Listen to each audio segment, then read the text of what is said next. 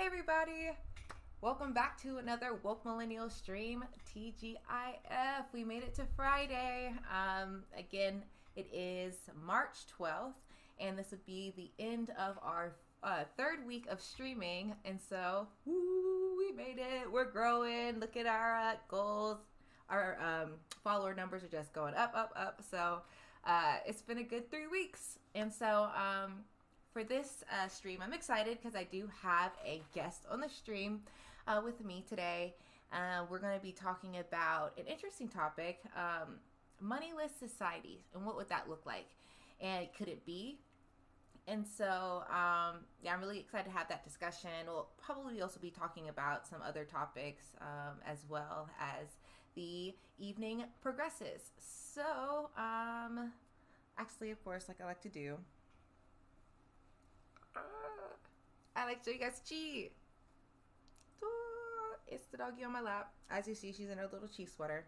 Of course, you know, with being Chihuahuas with the low body fat, they need to be kept warm if you have a cool house or in the winter time. So, yeah, she has a little Chi sweater.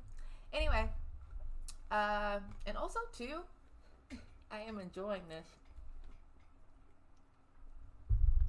smoothie. If y'all don't know about it, it's Smoothie King. It has a Friday special where you get the 32 ounce, granted, not sponsored, but whatever, 32 ounce Smoothie King for $5. So I am enjoying a nice Caribbean way. So this is like the first smoothie that I got from Smoothie King, and usually like I don't like to get and try new things, and it hasn't only been till late that I started trying different smoothies at Smoothie King. It started in December.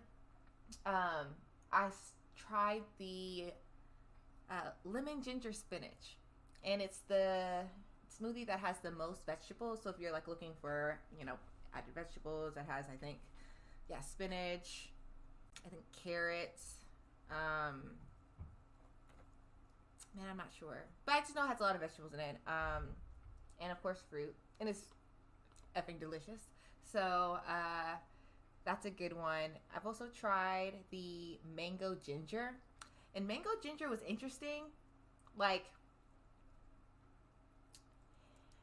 it was like mango ginger, had banana. I liked it. It had like little specks in it, so it kind of looked like chai, or like one of those brownie, or not brownies, muffins with the pumpernickel on it. Anyway, that was a good smoothie. If you like ginger and mangoes and bananas, and the pineapple spinach, but I exchanged the pineapples for mangoes. So those are the 4 smoothies that I've tried at Smoothie King that I would say are good. Anyway, but I'm not gonna leave our guests waiting for too long. Let me just introduce Matthew to the stream. 1 second, y'all.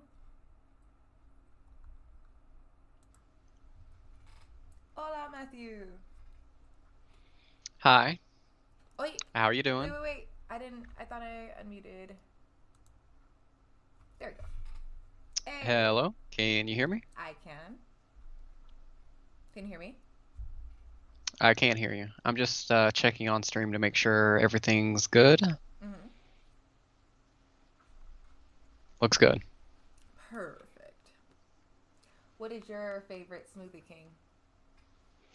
The spinach, ginger, or kale, ginger, spinach, something like that. You mean the lemon ginger spinach? That's it. Yeah. Yes, with kale in it. Oh, you add the kale Yes. No, I think it comes with the kale. with the spinach. Yes. Mm-hmm. I think kale and spinach. I don't know. I don't know. But yes, that It's is a good very one. green. Right? It is a very green one. It also kind of depends on the day and who makes it. You know, sometimes they add a little bit more, a little bit less of some ingredients. But yeah, I like the lemon ginger spinach. All right, how's your day been? I'm pretty good. I'm just working on some coding. Got some tabs open for our discussion, so Hmm. I think I'm ready. You have tabs open, Like computer research. tabs. Yeah, I'm like coming prepared. I see. What what does that mean? I mean, Okay. that's a good thing, I guess. But you think actually it's not a discussion of like sides. So essentially, in our discussion, what we're doing is just kind of discussing a topic that we talked about before, and we thought would be a good one to talk on stream about. And it's the idea of having a moneyless society. Like, can it be?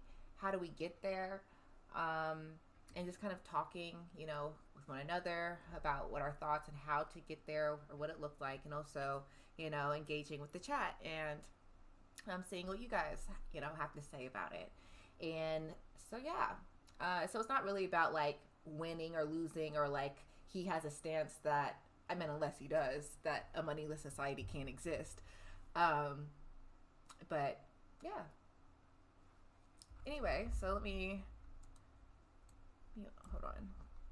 My settings on my screen. I should have got a jacket. It is kind of chilly. Whew. Okay.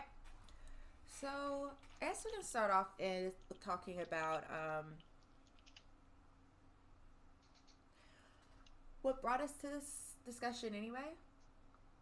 Um, and so essentially, what brought us to this discussion is just kind of hearing, about current events. We're going through a pandemic. People don't have, Medicare. People are still, without, water in some places. We people are unemployed. People hate what they do at work. People are not happy with where we are today. And then you think, well, what's stopping that? And I guess what essentially brought us there was thinking about the how America as a whole, and you can remind me of this, Matthew, um, thrives off of keeping the developed world as a developed world. And so, Yes, indebted. huh? Indebted. Yeah, indebted. And like what is stopping, and we were also talking to how that contributes to things like climate change and global warming because you were saying how these developed countries still have to rely on coal energy. They don't have the infrastructure there to have sustainable clean energy. Is that correct? Yes. In many ways. And so kind of really thinking about it doesn't have to be that way.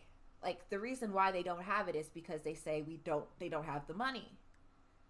But that's ridiculous. It's like we have the labor, we have the materials, we have willpower, the people of the country, community, hey, like people are there the knowledge to pass that on. The only thing stopping us is an invisible force. Like what?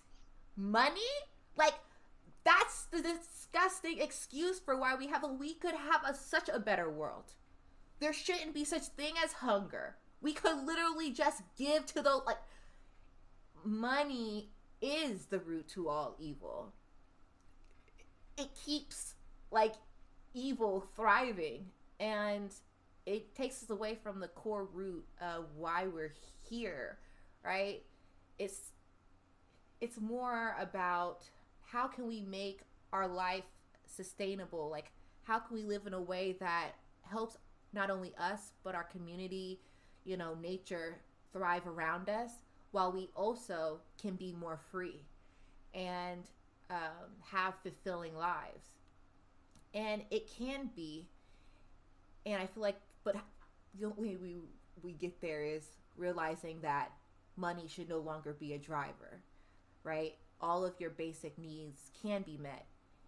Technology is here to be able to actually make it happen, right? We have the knowledge, the potential here on the planet today to take us out of this universe, is what I like to say. But it's being suppressed so much by our current structures. A lot of it has to do around with money. And so, yeah. What are your thoughts, Matthew? Um, Mostly Hold on a everything you second, were Matthew. saying. I don't think I Oh can yeah. hear you. Hello? Well, oh yeah, yeah, I can hear you. It's under. Uh oh, now it seems like you're loud. Continue Do talking. you want me to keep talking? Yes. Talking. Non-monetary economy. A moneyless economy is a non-monetary economy, is a system of the allocation of goods and services as well as for the assignment of work without paying money. The simplest example is a family household, which can be a system of obligations nevertheless. Continue. Moneyless economies are studied in econometry, in particular game theory and game mechanism or mechanism design. I'm just reading the Wikipedia page. Yeah, I had to turn off the Skype and then had to drop down. I was like, I don't see any desktop audio. Are you being heard? So, I can hear myself in the stream. yeah, okay. I mean, it's good. I got it now. I just made sure you're leveled so you're not talking or you don't sound too loud. Um, Yeah, I got you. but anyway, could you restart um, what you were saying about the definition? I was just listening to the sound. I wasn't comprehending and taking in what you were Oh, saying, the words. What were you well, reading? Wikipedia, uh, just non-monetary economy. The definition, I guess, formally, Mm. a moneyless economy or non-monetary economy is a system for the allocation of goods and services as well as for the assignment of work without payment of money. The simplest example is the family household, which can be a system of obligations nevertheless, which I thought was an interesting example because I guess a family household is kind of like a small economy Mm-hmm. that often, the children aren't expected to pay money most of the time. Yeah. A moneyless society. Oh, you're right. I see what you're saying. Sorry, I was also kind of looking over here on the YouTube and making sure that everything over here was okay too. Okay. Full attention. Okay. I'm sorry, Matthew. Um, So, I mean, unless you had something specifically that you wanted to talk about, I was thinking we could just go over some of the things that the Wikipedia article was saying. You could switch and take a look at the Wikipedia article, and then I have a couple of Reddit pages opened about other people discussing. I thought they might give us a good idea of where to lead the discussion. um, sure, we can take a look over at the Wikipedia page. If you could send it over to me and we can look it up or open it up. All right.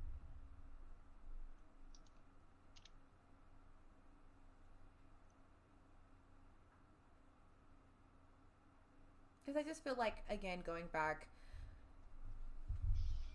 the reason why we did back before money, like our ancestors, you think back at like in the small villages, um, even without Right. money, you still knew you because you had a wholesome view of what life was, right? Or what's needed to be, right? The reason we do these things is because it's a necessity, right? And so here you get to choose what you're best good at. If you're going to be a hunter, if you're better at cooking, you're better at making clothing, or you better um, doctor, things like that. And Right. you did them because, again, well, one, you had a choice, right? You could do, for the most part, but you did them because they were a need. And so, for your community. And as we go forward, people like to say, well, there's not an incentive for anybody to do anything anymore if there is no money. And I'd say that I disagree because no, we as humans, we've seen us step up to the plate when needed, right? People will rush to help those in need. If people are told there would be volunteers, right? It's like, hey, we need people to help build a dam. Why? Because it's about to flood. You're Right. going to find people to do it. Or not. If you don't, then they just die. Like, but oftentimes we see that people, when put and told the truth, right, and given a good grasp of the understanding of the situation, they will step up to the plate if need be, right? And so, um, with that in mind, take into account now as humans, we have technology. We have technology that can, oh my goodness, the technology we have right now, we have it to such potential. We could be there, right? Right. Closer to this. But if we focused, right, came in with unity as a whole in humanity, what do we want? We want to be free, don't we? How do we become free? We want to learn. We want to explore. We want to have um, opportunity, right? We want to have adventure. We want to be by ourselves. We want to be like, there's so much we want to be, but so many things that keep us. Are restricted by our current system. Yeah, because you need human beings to do, a decent amount of the tasks for a society to run. And what money has done in capitalism has given people this fear of automation, right? The fear of not working a job. And it's because of that capitalism. Because why? Is it really that you want to go to the factory and manufacture Volkswagen? If it is, hey, in the Moneyless Society and where it's automated, there's a place for you. If you want to make cars, you should be able to make as many cars as you would like. But you shouldn't have to or be forced to do something that limits you or would restrict your Right. joy or freedom. And so I think it starts there. Like, we have to then start to de-brainwash ourselves from the lies that is capitalism that we've been taught so much. And like, even if you go into religion, to money, it's always been like, they always like to put capitalism in religion, Right. or justify it. But no, it doesn't have to be. It in many ways we see it's corrupt. And so going back to automation, right, where you don't have to do, like, you only do what you want to do when you want to do it. And but it can only be that way if we have a well-educated society that focuses on education, truth, logic, right? But also with compassion and love is key, in order for us to do and have freedom and be free from oppression. And we have to be smart. We have to be, like, not for money. Like, the fact that we commoditize knowledge is one of the most corrupt, evil things that have come. Like, what other species would do that? Makes no sense. Right. Hey, Morgan, welcome to the stream. Whoop, whoop. Glad you can make it. Oh, just so you know, it looks like on stream we have 2 different chat boxes. Oh, we do. I kind of like it. Wow. I can take it off. Let me see. It's the chat box 5. And just like that, it's gone. Okay. What? It's not gone. Then what? Then what box is it? Oh, there it goes. Okay, yeah. There we go. Hey. I like the avocados. Yeah. You like the avocados? We thought Hmm. it brought a little splash of color to the streams or stream. But what else? What were we talking? Yeah. um, but yeah, moving forward with the Moneyless Society. Um, I mean, I guess what we were talking about yesterday, I was kind of talking about how, like, even in a moneyless economy, there would be uh, just like social currency. And so, one of the things I found on Reddit that I kind of was like, that's what I was trying to explain. So, like, where is it? and also to send the Wikipedia. Did you Yeah, I send it did in the on Discord? Discord. Yeah. So this person says, I think they asked, how would a moneyless society work? I can't fully wrap my mind around a moneyless society. How does anyone come to own anything if it can't be purchased? Say I want a television. How do I own one? Do stores exist? If so, how do I open a store if there is no private property? If there is no money, what is the incentive for technology and other things to advance? Is it just in the name of science? Sorry, if these are stupid questions, thanks for the answers. Wait, I want to hear their. Let's talk about it first. I have an Okay. answer. Um, do you have it? Yeah. Right? You're down for a moneyless society. I am. Um, I also sent it. you sent. Let's pull up those.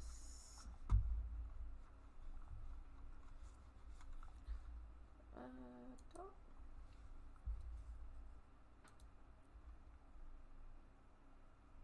Okay.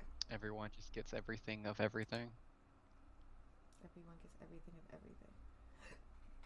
Ooh. Okay. Let's just exit. Okay. So the question is, I can't fully wrap my mind around a moneyless society. How does one come to own anything if it cannot be purchased? Okay, we'll just pause there. It's not so much, it can be, things can be ordered. They don't have to. That's coming from, again, it's interesting even seeing how people talk about it. It's coming from a capitalistic mindset because we've Right. been brainwashed that way. Wait, we can't purchase something? You don't have to purchase things. Like in a time way back in our ancestors think of the villages, you just made it. You know, the people who made clothes, you needed clothes. People in the village needed clothes. You made the clothes. You didn't have to. Now, if you kind enough, of course, if you had a skill or if you were a baker, you might exchange bread. But overall, you just would. But again, introducing technology. So, saying that how does one come to own anything if it can't be purchased? Now enter into 20th century, 21st century, whatever we're in now. 3D printing, right? We have automation. If we focus our resources on particular sectors of, I guess not society, I guess is the word for it, but particularly focusing in on automation technology, making the automation the most sustainable, making sure that the AI, it can do the most precise movements that we can, if we focus in on 3D printing. Right. Things like, as he goes on to talk about, if he wants to have a TV, everybody, because it's moneyless and it's the sole point of society and living in life now, um, is to make humans in life the most enjoyable, to an extent, knowing that you live in a society with others, right? But for that, have that beautiful yin yang. Right. Um, which means everyone would be equipped to have access to the the equipment or things needed or have access to their own 3D printing machine. So if you wanted to have a TV, you would just have a TV. And hopefully that TV is created using materials that are the most sustainable way, like, because that's where our focus is in innovation. Why? Because that's our goal. We want to continue to enjoy and have a prosperous life in earth and pass this on, right? So that's why. Like, what do you mean by there wouldn't be an incentive? Of course there's an incentive. You want to make life easier for yourself. People like to learn. People like to do. Just to say that if people didn't have a job anymore, we would just all just flop and say all is gone. No, like, you're going to be interested in, right? If you make a breakthrough, if you want to help to create, a world where televisions, you find that, like, you can join along with that. There isn't anything restricting you from doing or helping society in whatever way you want to. But if you want to chill out, we have enough members in society and automation that you don't feel pressure to have to contribute if you do not want to contribute in such a way, right? And so I guess, yeah, going back to that question, how does one come to own anything if it can't be purchased?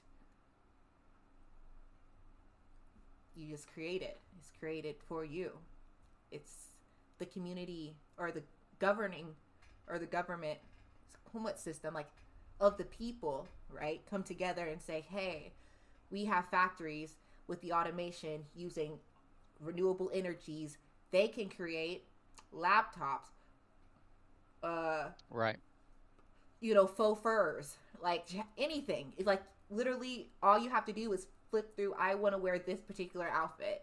You click it, it can either 3D print in your house, and it's sustainable, made with sustainable, fabrics and things that after, let's say, a month, you don't want it anymore, whether it be technologies there where it can be sprinkled, it dissolves or turns into fertilizer, it's gone. So it doesn't matter if you buy a lot of it, because it's not going to be wasteful, but that also means you don't have this need to, like, overbuy, because why? You can get whatever you want, whatever. And then when you're done with it, you can throw it out. Or you can keep it if you want. Like, it's yours.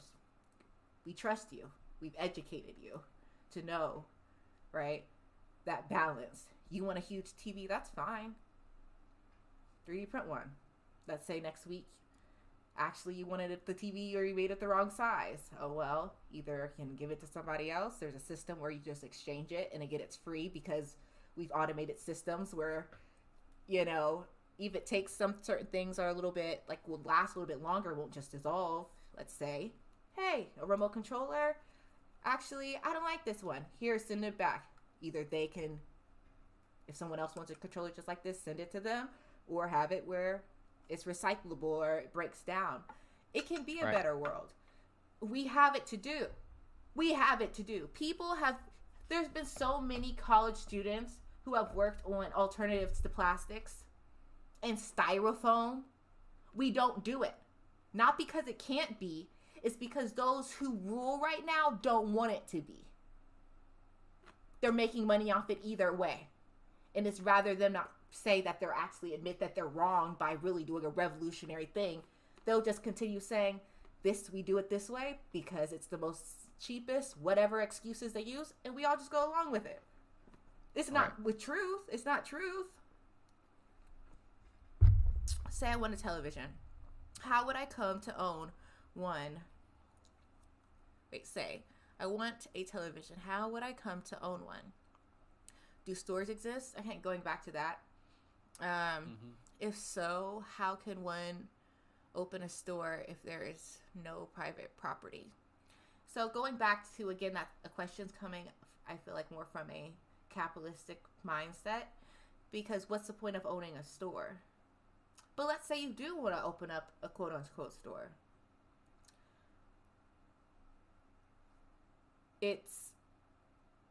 I would imagine it would be more of, hey, you would have a central, committee, the people of the community. There's open spaces. Here, you open up a store. Let's say you just want to, not because you have to, or you want to make money, or the goal is to be the most popular, because what's the point? I mean, if it's about, if you're a jacket maker, we used that example before, you know, um, if it's, why do you want to make jackets? Because you want to, or do you want other people to know about it? So hey, there's a place where you're, maybe yours, the design would be in a catalog, and let's say a person wants handmade ones, then they can get it from you. But also the people know that if it's a one person job, then you know what I mean. Like, you know how much to Yeah. expect, but that there can be, everybody could have that type of jacket, because of given the uh, what would you call it? Not the instruction, the code for it to work. Hmm. Anyway, Yeah. design, the design, and then you can put in your 3D printer, let's just say, for example, and print it out. So everyone can enjoy it. So it can still be popular. You wouldn't really need a store for that. But if you want a space where you can do work and do a craft, that's fine. Like, let's say hair, be a hairstylist. You may want to be in person and like you just want to do hair for people. You just like it. So let's say 2 days out of the week you like to go and do hair. Hmm. So you have a space where people who want to get their hair done by an actual person, let's say, can get it done. You know, if their demand is there. Right. If the demand's not there and you just want to cut hair, there should be.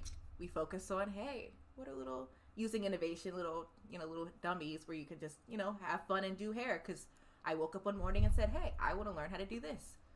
Right. So you just go to the place in town, or have a place in town set up where it teaches you how to do hair.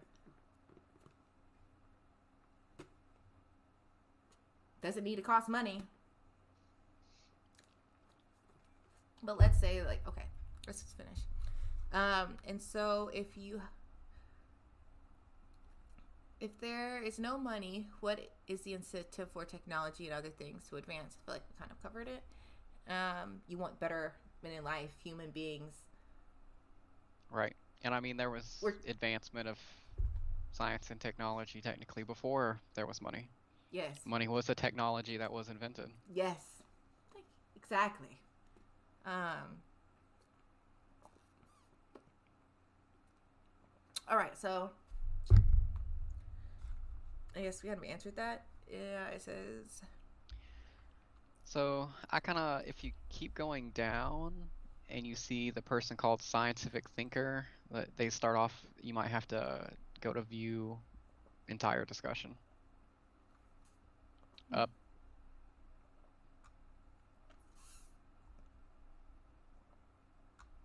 You see where it says view entire discussion? Oops, I'm also excuse me. looking on the Twitch stream, so it might be a little late. Mm-hmm. Um,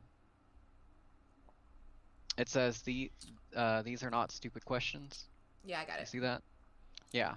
Um, I like this because this was kind of like what I was saying yesterday, but I can kind of just go through it and explain it. These are not stupid questions. They are great questions. It is difficult to think of something so different from common experience. To explain the concept, let me begin with a common experience. I liked how the person explained this. If you want to make cookies but don't have enough flour, I can go to my neighbor's house and borrow a cup of flour. It would be rude for me to bring a cup of flour back to square up the deal. Instead, my neighbor would prefer to be able to borrow an egg or something like that later. We prefer to bind ourselves to each other with mutual debt. This is a good kind of debt that builds social bonds. In my neighborhood, many of us garden. Many plants ripen at the same time, so gardeners often end up with more tomatoes or zucchinis than they can eat. Instead of letting them go to waste, they share it with the rest of the neighborhood. This is because food, like most things in the universe, decays and loses its value over time. Money is a man made construct that defies physics. It cannot decay. It can be devalued by people that are able to print it, but that's a different scam. For now, let's pretend there is a fixed amount of money. If there are more tomatoes than I can eat, my best option is to share them with other people before they go bad. If I have money, then I can spend, I can just keep it for a rainy day instead of sharing it and building social bonds. I hoard. So remove money, and the best way to build wealth and save for the future is to share lots of stuff with other people. Everyone else has the same strategy for building wealth. We think this leads to a much better outcome than we currently have with money. And so that's what I was kind of saying is that you build up a social currency. So, like, even before there was money, when people made things or shared their bread or shared their, clothing that they made, even if they weren't directly bargaining for an exchange of goods, they built social capital so that if they were ever struggling, they could come back to that person and be like, I'm struggling. Can I have some food today? Mm-hmm. And they'd probably give it to them. Why? Because they had helped them in the past. Mm-hmm. Treat people how you want to be treated. And so Yeah, that kind of yeah. goes along with, I feel like, a lot of the things you were saying, but also understanding that even in this, there is still something that is valued. Like, even without money, there is social capital. Mm-hmm. Mm-hmm. Yeah, but it can be. It's more. It's an. But like he was saying, it's like because money doesn't decay and other things that you share do lose value over time, the best incentive that you have is to share it because it would just go bad. Whereas if you share it, at least you're building social capital. Whereas that's not the same with money. Yeah, I feel like even with social capital, at a point it does matter, but then it doesn't matter because with technology there, if the people like I see it as like there have to be like a maybe 20-year goal for humanity where there's a transition period where there's UBI, we're focusing on Yeah. sustainable food structures, and again going back to technology, automation, and AI, and education, um, Hmm. and things like that. Oh crap! I lost what I was. What were we just saying? Zucchinis. So, Oh yeah, social capital. In that like regard,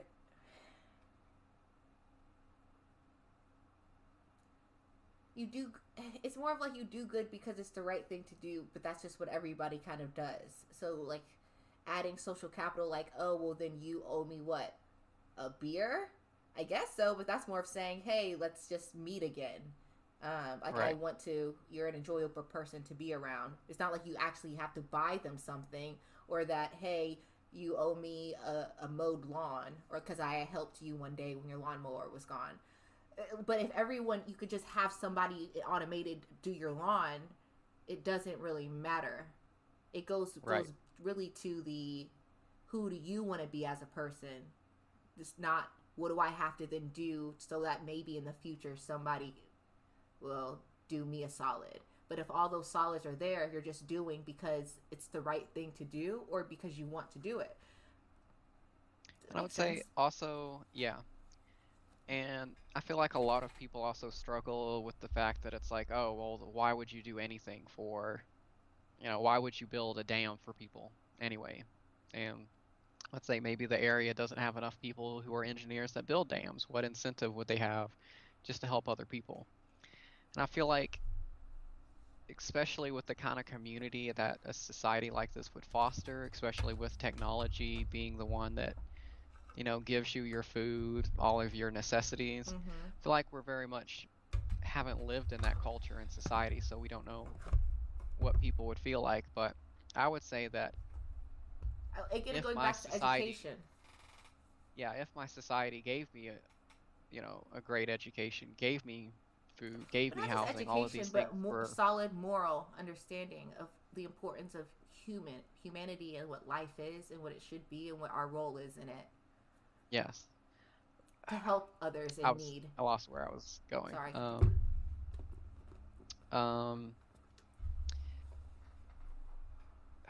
it was like, dang, Sorry, Murphy. it's okay.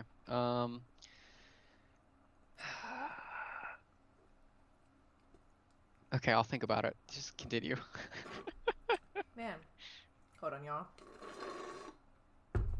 I got it. Okay. Um. Oh, this chair. Oh, okay, that was it. Sorry, your pain reminded me. Um, it's like kind of like building up with the social capital, where, if you share your tomatoes with someone, then you feel not indebted, but socially indebted, or at least you just feel that that person cares at least, and Yeah, thus I think the word you have, indebted is linked to yeah, a need, which right. wouldn't be there. Let's just say social currency, Mm-hmm. because that's, Yeah. yeah. Um,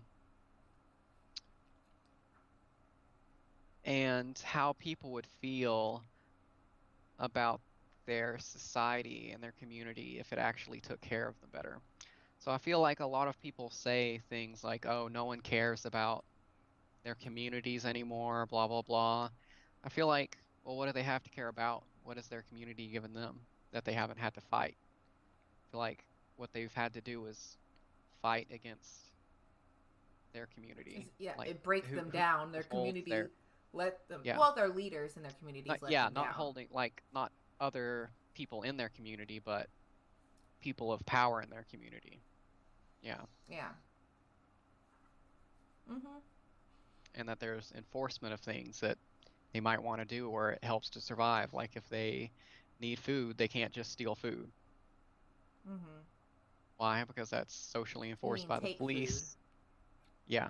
Mm-hmm. And thus, in a certain way, the police are community enforcement that's not good because they keep people from possibly doing something that they need to do.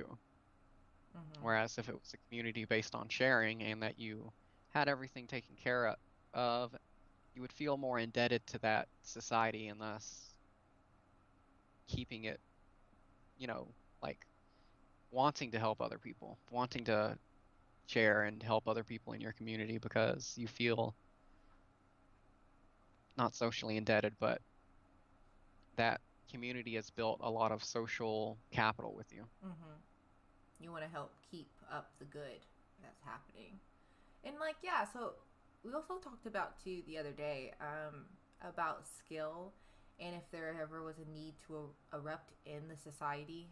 And we talked about a water plant. And we talked about how even though, in this, more utopian society where there's money, it's moneyless and people are, the education's fine, you don't have need, your wants are all taken care of, and the wants are able to be there in a sustainable way. But okay, so let's say something happens to a water plant. Even though you have automation everywhere, there needs to be, let's say, a certain expertise, water, right, expert or knows how to do the technology. And Right. well, then who would do it? Nobody wants to do that.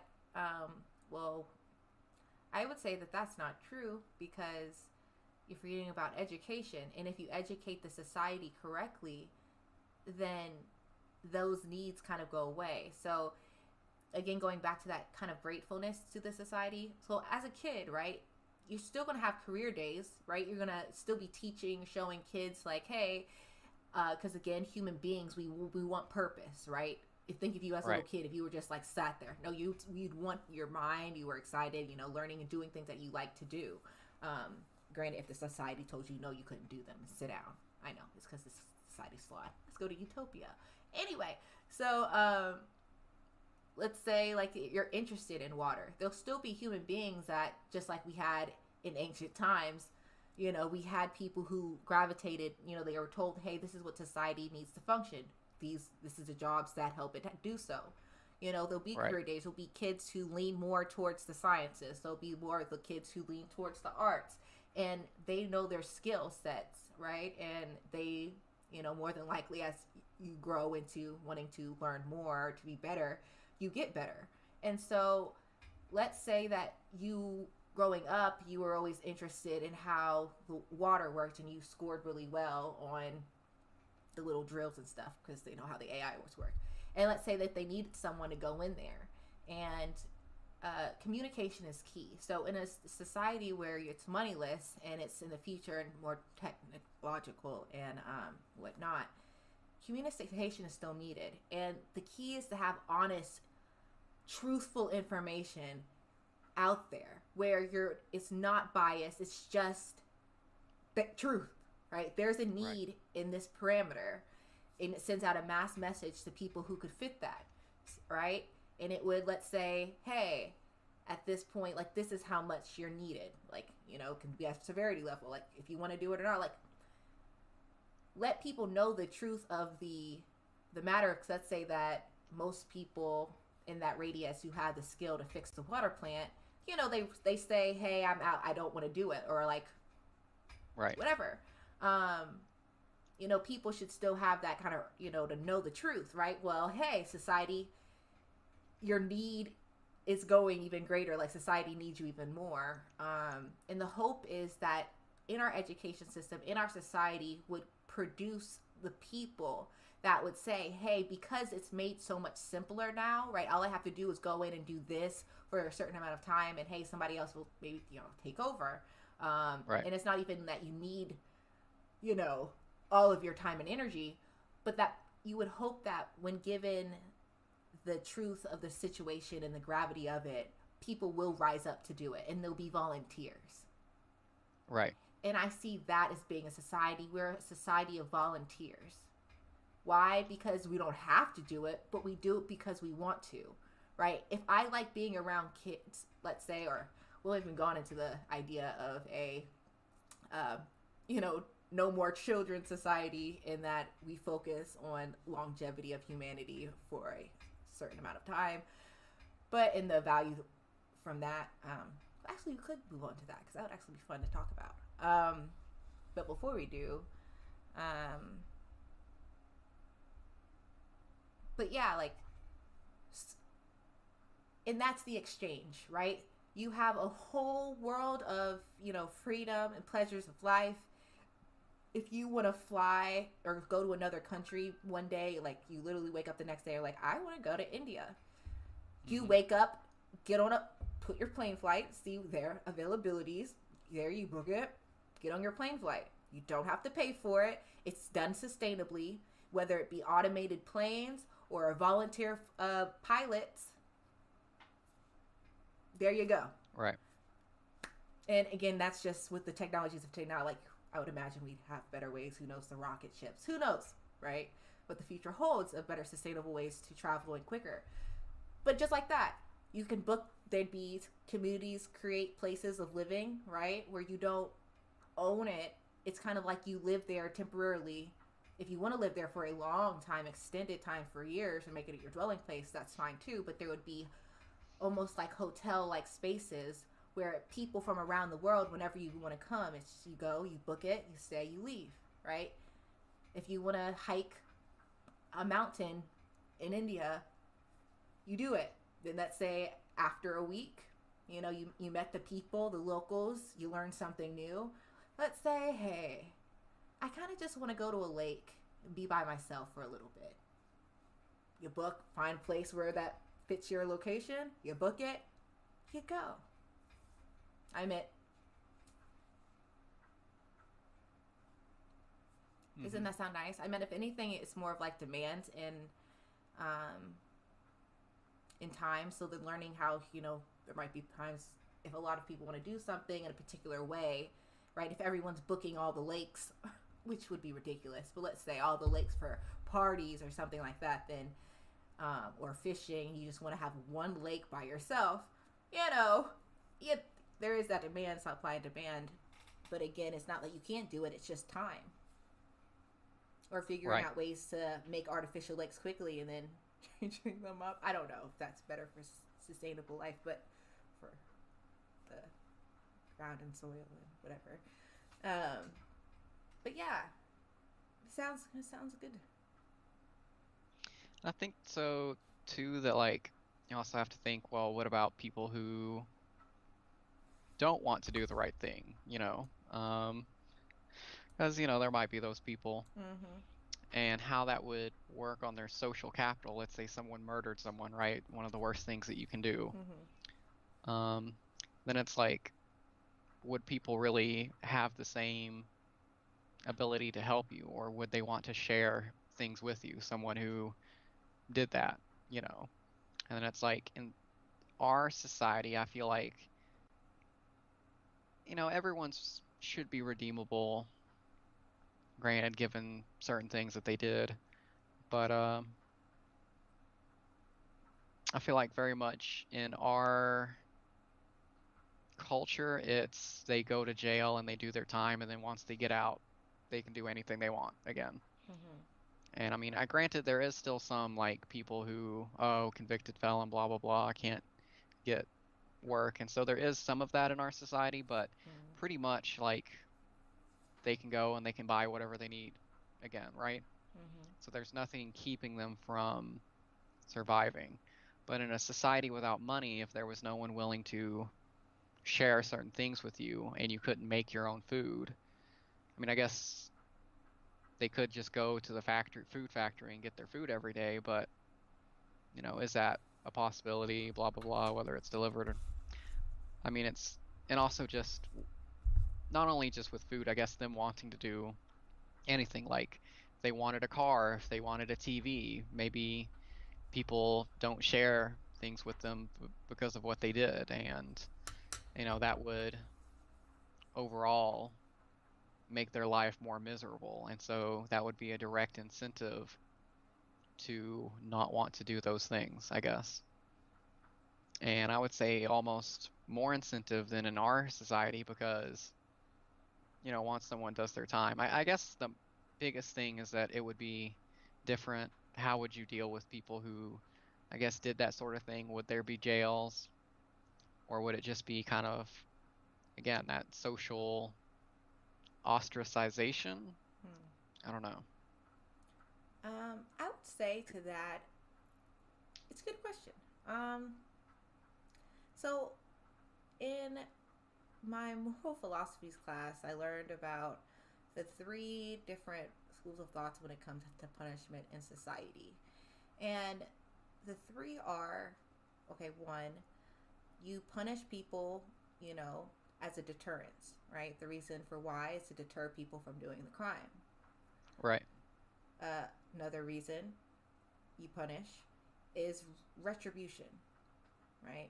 Retribution based, the reason why you're being punished is because you did a wrong to someone else and you deserve to be punished that wrong back to you, right? right, You know? And then three, punishment should be um, rehabilitation, hmm rehabilitative, right? And what we see in particularly US prison systems and how justice systems work is we focus primarily on the deterrent factor and retribution based, right, right? Very little focus on rehabilitation.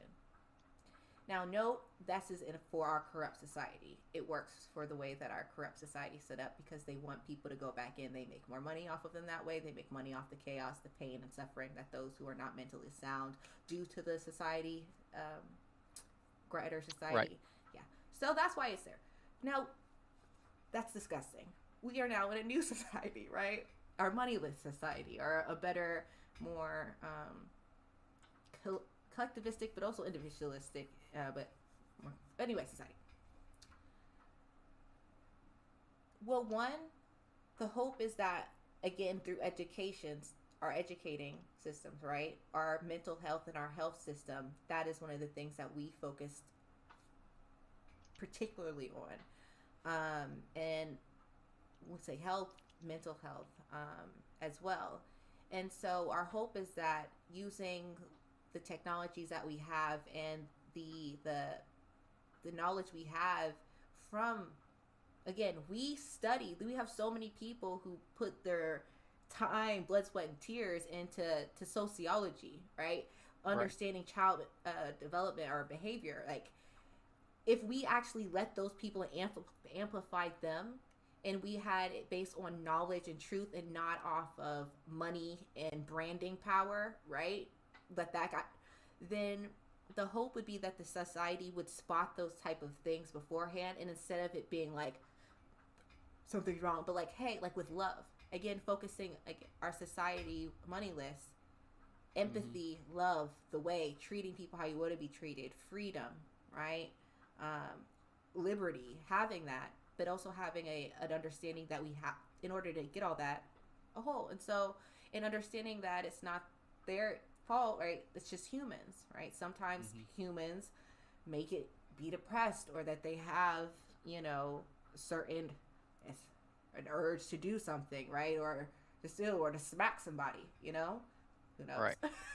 And the key is having a safe space. Well, one, recognizing, hey, maybe this is wrong, and then why am I having these feelings, and knowing that you can easily, again, that there's people there, again, volunteering their time. They love to help people. Talking Right. with someone, right, about it, there, like not stigmatizing getting help, not charging people for help, using Right. technologies and systems, whether it be maybe not an actual person, but we have um, AI networks that are able to work and analyze, and we can do it if we actually want it to. So there's that. But let's say that the unfortunate happen, and someone does end up getting so upset, angry, or and kill someone. Sorry, I had to burp. Um, you still come at that person with like in loving way. Like, you don't just then throw, because again, our society, we focus on life and humanity, and it's people aren't disposable. There's hope and potential in all people, and Hmm. um, and so getting that person, of course, because for the betterment of society, if a person is unstable enough and just ended a life, you have to get them out, right? But what do? You try to get to the reason why you got them out of main society. Why? How do we? Well, they may have some, quote unquote punishment as a deterrent, and I feel that criminal justice should be focused on a rehabilitation and deterrent model.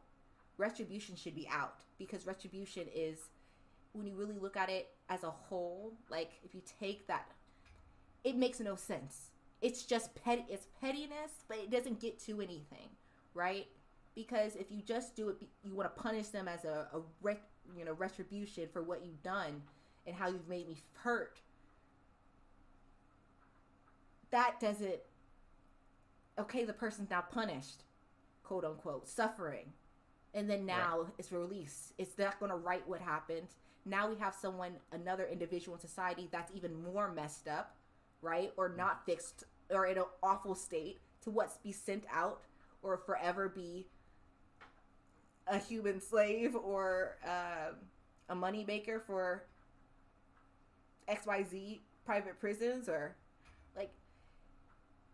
But the best use, if we just think of it more on a logical space, would be to try to get that human life back to stability if possible, right?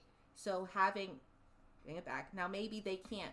Maybe the society as a whole says, hey, if you've done the worst of all crimes, maybe you don't get to have your privileges of making or 3D printing flat screen TVs.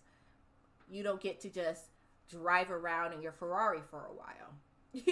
Right. Like there's some punishment there, because there needs to be a deterrent factor not to do it. These were privileges of being in this society, where you don't gotta worry. You didn't come from the America capitalistic society that you came from. This is, and you done something, and you have to recognize it, and you don't get to just, right. There is that kind of punishment there, but with that being said, you know, you're psych getting the psychology, or some, it's not, my gosh, psycho, help me, I'm losing it. Um. It's the word psychology, not psychology, but therapy. We'll just say therapy. All right. Um, thanks. Um, the therapy needed to, figure out, why did they do that? How can we get to the root? We can get past the I can't believe you, but get to the wait, why, right? And then working it out from there. Showing that person that that wasn't the way to best handle the situation. Showing that, hey, we have a society. If you're just angry, or I don't know why people do such awful things, but we have psychologists, right? People who put their time and that's what they enjoy doing. That can handle that. There's many experts out there that we don't utilize to the ways that we should, and it takes time, and they have to prove themselves. Like, Right. prove it, and society knows that that's how we handle the people. Like they did their quote unquote punishment. They recognize they're wrong, right? We see that Right. they're working their way up, and yeah, they may have to earn a little bit of social capital, but our hopes is that the way that we educate, the society is in a forgiving way, right?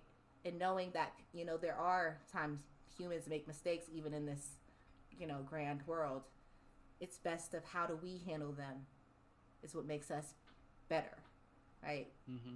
We treat our enemies better than ourselves, but you don't allow them to stay in power. You don't allow them to continue to wreak havoc. You got to do something, but do you have to do something as cruel as our system currently does it? And for what purpose? Absolutely not. Like, you don't have to do it that way. So I guess that kind of answers that question when it comes to society. Uh-oh. Man, this screen. What? I keep on trying to. You have the Skype screen on the side. It keeps on going big. Yeah, I know. That was a weird. I think we need to get you a new mouse. Is it the mouse? I think it might be the mouse. It like double clicks sometimes. It happens. But here's an interesting thing I was reading. Time banks or time-based currency. A time bank is a community-based organization which, oh, sorry, all that stuff that you said makes sense. I realized I just completely went off to a different topic. Oh, thanks. But this is really interesting. A time bank is a community-based organization which brings people and local organizations together to help each other, utilizing previously untapped resources and skills, valuing work which is normally unrewarded, and valuing people who find themselves marginalized in a conventional economy. These are things that family or friends might normally do for each other, but in the absence of supportive reciprocal networks, the time bank recreates those connections. These interactions are based upon the exchange of hours spent on an activity, where time dollars are the unit or currency. They are traded for hours of labor and are redeemable for services and from other members. So it's kind of like you go and do and help someone for 8 hours, and then you have like 8 hours of, time, like 8 time dollars that can be, redeemed for 8 hours of someone else's work. Yeah. Mm-hmm. I guess, what are your thoughts on that? Again, my hope is I think these are like interesting transition time thoughts. I don't know the dog, but like in the interim, whether it be like the UBI to create the foundation for a society that can operate moneyless, meaning again those focus on those particular industries and probably some more that I have not mentioned, but clearly would be needed to be focused on. Innovating and automating. Uh, so yeah, I guess it could be time, but I would say that again, it should be based on people wanting to help, not that they would be obligated to do so.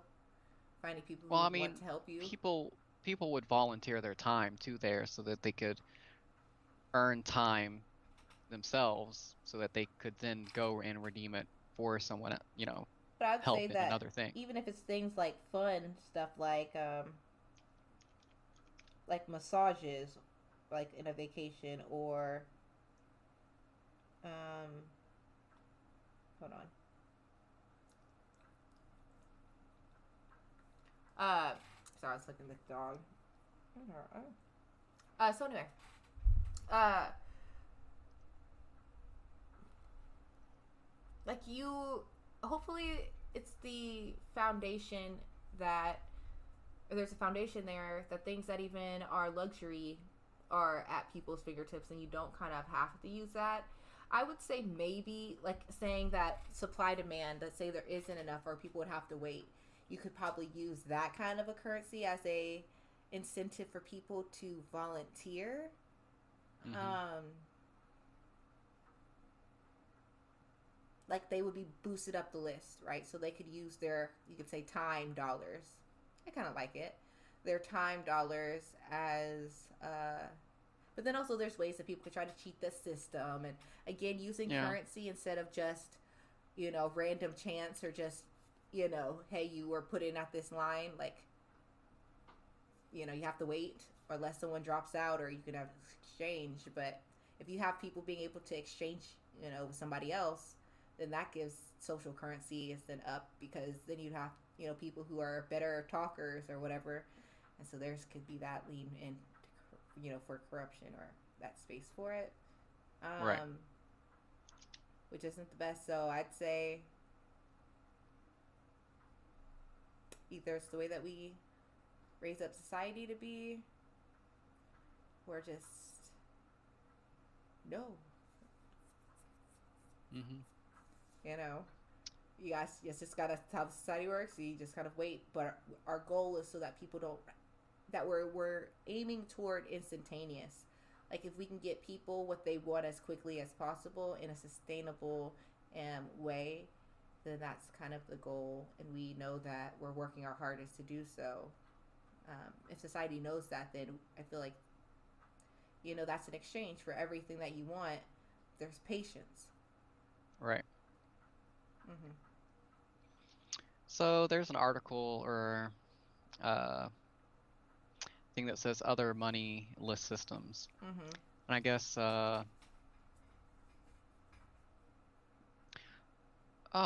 actually that's okay. Sorry, I'll read this one first. Mm-hmm. Um, Basically like types of moneyless systems, I guess. There's mutualism, which in a sense of a moneyless economic theory, people contribute to the community without payment, not only to help, but also because they expect to be helped by a member of the community when in need. A selfish interpretation of solidarity. So the term mutualism is understood as to aid the community and not necessarily reciprocation. For example, if a transplantation center donates a kidney to another center, then it is entitled to receive a kidney from the community is increased by means of its export balance. So I guess that's kind of like if they need kidneys, then that's kind of like people would understand that, they might be in more need of kidneys than other. I don't know. Kidneys is kind of weird. Like organs and like harvesting. Anyway, Yeah. debt system is used in manorialism or with the aid of the tally stick to continue the previous example. Oh my God, if a transplantation center donates a liver to another center, then the recipient center is obligated to return one at the earliest occasion. To save transportation costs, such obligations are passed from one creditor center to another in an obvious way. A transplantation clearinghouse would further diminish transportation costs by deferring such alienation of the obligations. This would be similar to affairs from which banks and governments issue money involved. So Mm-hmm. I guess that's kind of just like debt systems, like you're indebted to everything you take out, you are expected to put in, which I guess could definitely, I'm not sure how that would work on a larger scale, but Yeah. the redistribution economy, like that practiced by the Incas and contemporary Pinchant, the Minca communal work, possibly also the empire of Mahapihit. Okay, that's all they have on it. A combination of mutualism and redistribution. Uganda and similar economies like Yamanga Oh God. And Ubuntu. Oh, that's interesting. I didn't know Ubuntu was named after a country. These economies are based on culture rather than foolproof system. Hmm. Labor vouchers, which are inalienable certificates of hours worked. That's kind of like the time bank. Um, Non-monetary communist currents, ranging from libertarian proposals to the harsh reality of the democratic kombucha. Many communists and socialists envisioned a moneyless society. Gift economies. Other than the uh, other than the word suggests, the gift in such economies usually comes with the obligation to do something in return. But, So, I mean, I guess that's kind of like social but currency. you see what I'm saying? It's like I'm talking about. It seems like these don't take into light like automation and where we're at currently today. Yeah, yeah, yeah. So I was gonna Like read those why? later. Oh, okay. Because I'm like this is ideals based on if humans didn't know that they had technology and the capacity that like what Right, right, right. technology can do. It's like the idea that you have to keep exchanging labor and an eye for an eye. No, like moneyless society. Just if you need food, like there should be we should be working on automations that can create master chef food. And if a master chef still wants to do chefing, right, cooking, uh, they should be able to still be able to do so. Um, if they want to, like freedom, liberty, like we have it where we could, if we came together and focused on how we can best, utilize our resources in the world around us to get people as much access or happiness as they want, right? So if you want to have food by the best, either you have a 3D machine that makes the food, you have little operating hands in the kitchen or at a big old or a factory place in society, and then the food gets shot through an underground system, a tubage system, and boom, you Right, have a nice meal, ding, in like 10 minutes. Like that's where we should be headed, in ways that we don't have to use human labor for anything. Like you should be free. That you do it because you volunteer and you want to do it. But right, most things that we want, even enjoy, not just our basic necessities, but even our wants and our desires should be able to be. We should have access to them. right, Like, and it should be sustainable, and know that that's what our society aims for. And also, we should be taught, you know, not overconsumption, but importance of balance. right, right. Okay, so just let me continue because we're getting to This is a good discussion. automation. Oh yeah, I yeah. know. Get to Um, automation. oh my God. Okay, there's only two more. All right. Okay. Altruistic society, proposed by Mark Boyle, a moneyless economy, which is a model on the basis of materials and services being shared unconditionally, that is, without formal, explicit, or formal exchange, which is kind of what you were saying. Um, so there. One more time. Um, Altruistic society, proposed by Mark Boyle, a moneyless economy, is a model on the basis of materials and services being shared unconditionally, that is, without explicit or formal exchange. Mhm. So that's kind of like what you were talking about, where nothing's expected or returned. People just do it because they're altruistic. Mhm. Um, oh, sorry. I was like, what's that sound? Um, a subsistence economy which caters only to essentials without money, which is kind of what I was talking about uh last time we were talking, where it was like taking money out of everything that's just essential for people to live and then keeping it elsewhere. Well, that's kind of like Corruption is still a nice breeding ground. right. Calculation in kind, which we're almost done. Mhm. Um, okay, actually, natural economy, blah blah blah, which is like direct bartering. Um, and then non-market eco-socialism, which for the non-monetary aspect of it, each household guesstimates its basic needs, which are met in return with collective production as a community obligation. The production, distribution, and procurement of goods and services from more distant communities are collectively agreed on, which I can definitely be seeing as a part of what you're saying, right? I mean, even in your thing, there wouldn't be like a cell phone maker in every single community, right? So there would be a community that makes cell phones, possibly. I wouldn't say a And they would, community. There'd be a factory or someplace that has right, right, automation, and there's designers that make it, or maybe they have right, AIs that come up with different ones, and then the society chooses, or the certain people can decide what goes for that kind of phone that can be produced. right, Yes, continue. right. But even in that, like people would have to say what type of phones they want or whatever. And so, you can't just have an infinite amount of every single kind of phone. So No, I mean people it would would be have on to, demand yeah, but automation. okay, yeah, I see. But even then, you still have to demand it from somewhere, then it has to be transported, blah, blah, blah. So I mean, that would be in the guesstimation of the basic needs.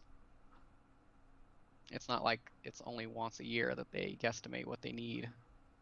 Anyway, um, okay, so that's it for with less technological emphasis. So money system or moneyless systems having a technological component. Mm-hmm. The following systems aim at moneyless societies aided by technology. Technology driven, often centralized resource based societies.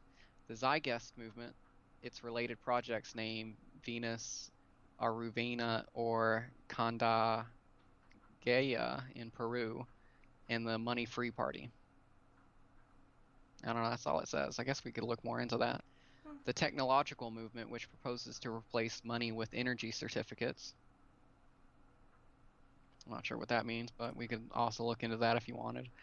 Large scale algorithmic distribution um, for negotiation matched transactions, each of which has an effect beyond all immediate participants.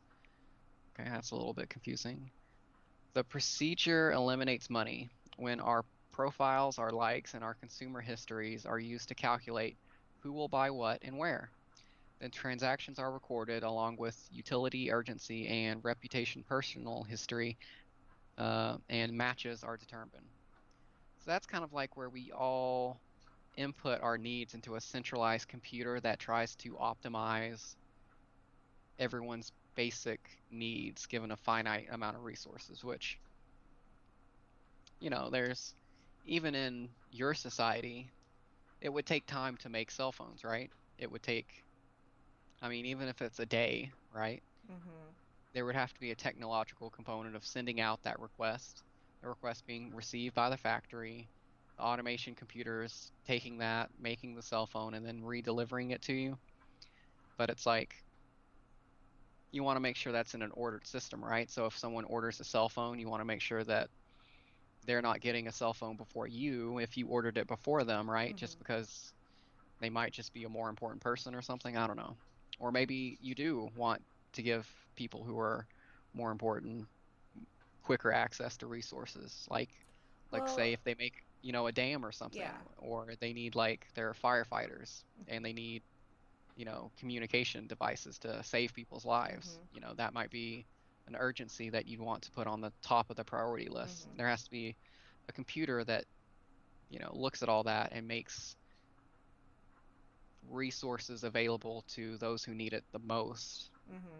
based on some, like some goal, like, in the Agreed social upon. dilemma. Yeah, from the society. Again, a well-educated society would hope to put those things that would affect, you know, have the most importance. Again, with the overall goal of that society or the humanity that is, you know, the most Right. good for the most people. Try to make life as enjoyable and also sustainable as possible, which I guess along those lines. And remember, valuing love and empathy, right? And treating people how you want to be treated. And if you know that a dam is about to burst in a person, you know, hopefully So like you raise a for society instance, where people would know and be okay with patience. That's what I was saying earlier. The exchange for having a moneyless society would be, at most, would be patience. right. And so it's like especially like with things like concrete. So you need to distribute how concrete, in a society. So someone wants to build a store, they should be able to get the concrete they need to make the I would storefront and say stuff. that's an old world thought. I don't Or think yeah, people wouldn't what use I'm concrete, saying, like something like a place, sustainable whatever. I mean, there's material to build. so that's actually an interesting thing.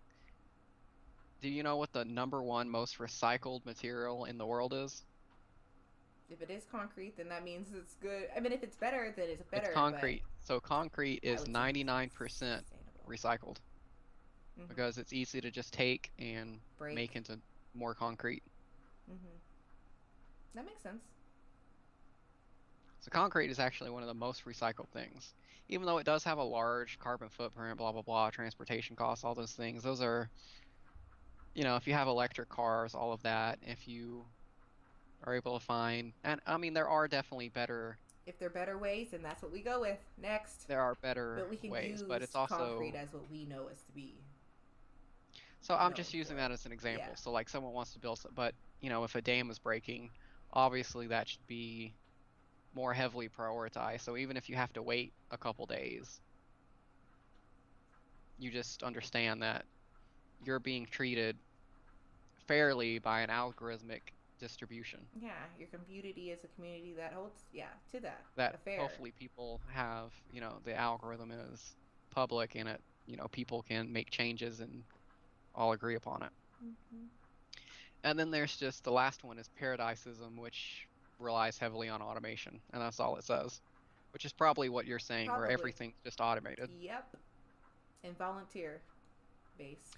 But Strong it education takes system. it takes a long time to get to that point. Possibly. But it's because we're not focusing on it as a society right now when we have all the ability to do so. Yeah. Manpower, the want to, the tech, like we have it, like we can create it. But no, you have people brainwashed from the system, come from capitalism. Yeah. And Oh, so this is interesting. It says in the United States, time banks are a thing, and they can apply for and get uh, tax exempt status. Hmm. time, okay, The time bank things where like people work for certain hours, and then they get those hours for someone else to work for them.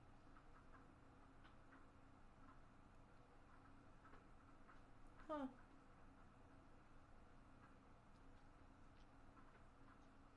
I mean, I was yeah, well, okay. I didn't know about that. Like, what does that mean? I meant more so like what industries use it or time banks. Does it say that in the article? Um, Sorry, I feel like I need to Bless sneeze again. you. Um,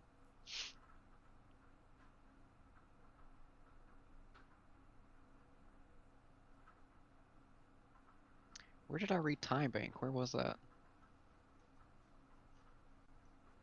Oh, time-based currency. It has a whole article.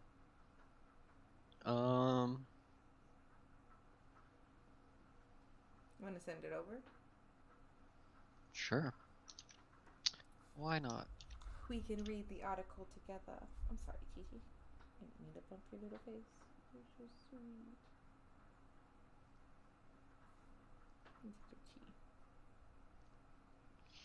It says, as a philosophy, time banking, known as time trade, focuses on five principles, also known as time bank core values. Everyone is an asset. Some work is beyond monetary price. Reciprocity or reciprocity in helping. Community is necessary, and respect for all human beings.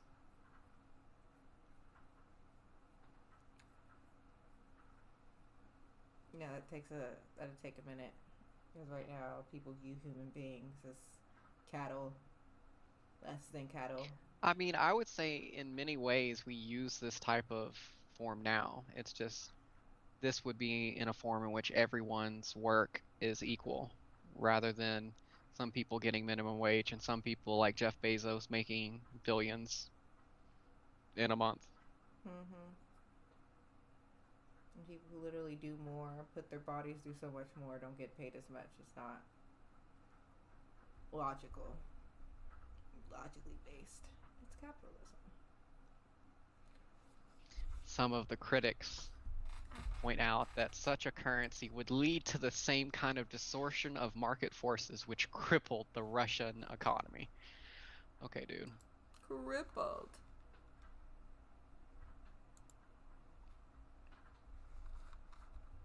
Wait, is this the one that you sent? Yeah. Oh, okay. What about? Let's look into the Paradise one. Um, Let's see. all right. I mean, that one really didn't have a link to another thing. It did have a source though, so I guess we could look at the source. Well, okay. 34 paradisism.com. Okay. Oh Lord. But it's social dilemma. It's the social dilemma. Teach us. Now they're gonna put that little node. Matthew search. Clearly. This is hilarious. You should see this. Huh? Wow. Hold on. Join the great liberation. We don't want jobs. We want freedom because human beings should not have to do what a machine can do. That's true. I'm there. That makes sense. I I could do without this website. That's what I was saying. Um,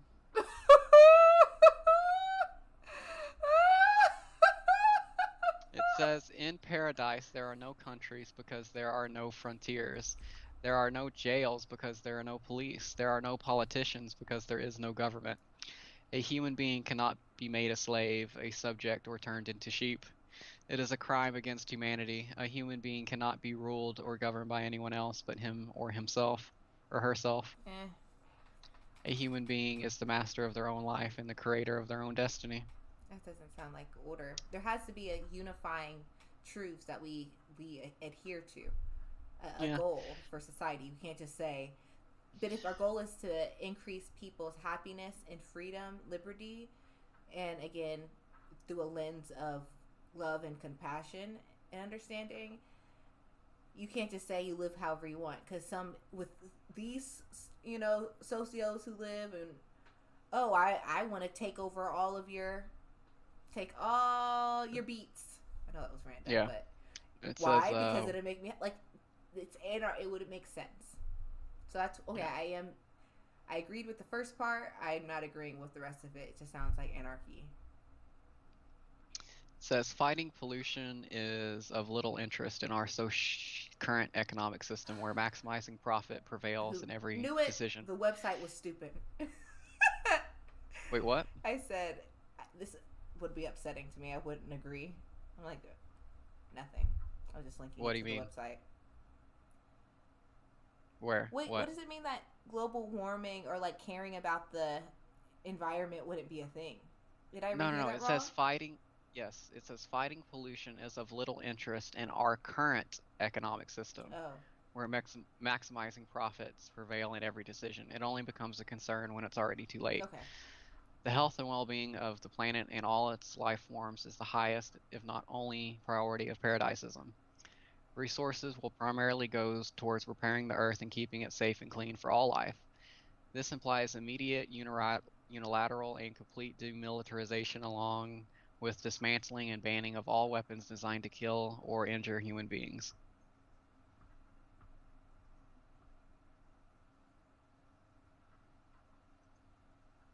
Mm-hmm. Okay. Okay. Rewind then. I guess it's more about the middle part of what they said, but the bottom It part says, makes sense. yeah, it says a world without disease. Having a health industry that profits when people are sick has created all sorts of abuses and has trapped a significant part of the population Focus on longevity. into a state of addiction and dependency. The good mental health and physical health of the population is one of the main concerns of paradisism. Paradisism. Okay, I don't know. It's hard to pronounce. Everyone should have the best medical care, treatment free of charge. Every life is precious. All those pursuing scientific research will do so as a hobby, not as a job. They Yep. will be motivated by their own passion Yep. or desire to contribute to humanity and the betterment of society. The scientists are also the artists, and all those who contribute to improve the health, well-being of the happiness of others will be recognized for their achievements and be praised as the heroes of their time. If need be, but okay. Scientists in all domains, but especially medicine, will receive all the resources and training they request. All newly discovered drugs or treatments will be made available to everyone for free. Stem cell research Where are holds a you? promise. If you go to the top and go to About and then World Without Disease, let's go to, yeah. Oh, okay. Mhm. Um, it says stem cell research holds a promise of regenerating damaged tissue and organs will be strongly encouraged. When successful, all defects or injuries, wherever they arise through disease, genetics, or by accident, could be corrected and prevented. Aging could be stopped and reversed. Yep. And when we overcome death scientifically, paradisism may as well had led us to the final destination, creating a true paradise on Earth. Mhm. The website looks kind of, It is a ridiculous jank, website. but Like, come on, it's a people. lot about what I say. Like, You I really say, feel like uh, paradise yeah. or heaven, if it is real, and you can disagree, I feel like will be created on Earth. And if the rapture comes and people are sent to hell, it will be because we made Earth a hell that people can't live in. Mhm. Yeah. I believe that there can be heaven on earth. What quote unquote, without disease, care, and love, and we can work in harmony and we can enjoy life. Life isn't about working for somebody else to make money. You have to always be or do things that make you not so much unhappy, but things that you don't want to do. And like you get to do, if you lived in a life where you got to do whatever you wanted, and you knew that it was being done in a sustainable way, like me eating or drinking this delicious beverage, knowing that this, what it's made out of, isn't about to sit in a landfill for X amount of hundreds of years, decades, centuries, like free of Yes. that weight.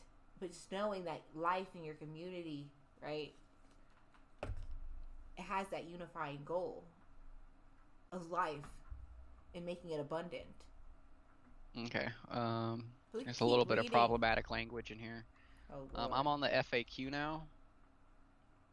what's that? Oh, where's I the said, problematic language? uh,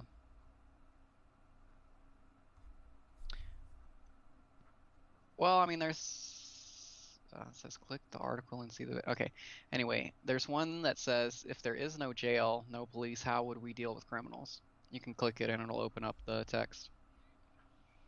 It says, Paradisism will install an egater, uh, As a eagle, how do you pronounce that word?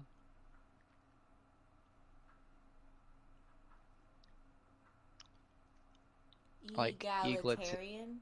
that's it, egalitarian society. When everything is free, everyone enjoys the same quality of life. There is no reason to steal or take someone's property. Yeah. Criminality will be much reduced and caused only by a small minority of individuals with mental problems. Mm, The prisons are places that breed the very problems that they are supposed to mm, fix. Someone who is aggressive is someone who suffers. Violent people will be sent to hospitals and care centers where they will receive the treatment and the love they need to overcome their deficiency. mm-hmm. One can always remember that humanity has lived for most of our life without jails or police. Mm. There is always there is much to be relearned from our natural way of living from our tribal ancestors. Literally what I've been talking about. Yes. Yeah. Okay, so This the is. one with the problematic language is, isn't it dangerous to be ruled by supercomputers? Uh huh.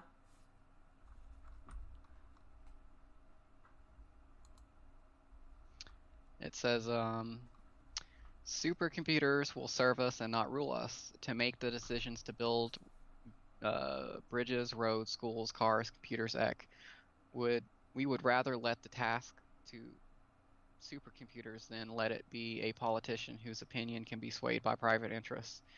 Powerful calculators can predict any shortage and allocate resources where and when they are needed better than any human being. Here it is. Intelligent machines are like slaves that are programmed to serve us, and their only preoccupation is the happiness and well-beings of their masters.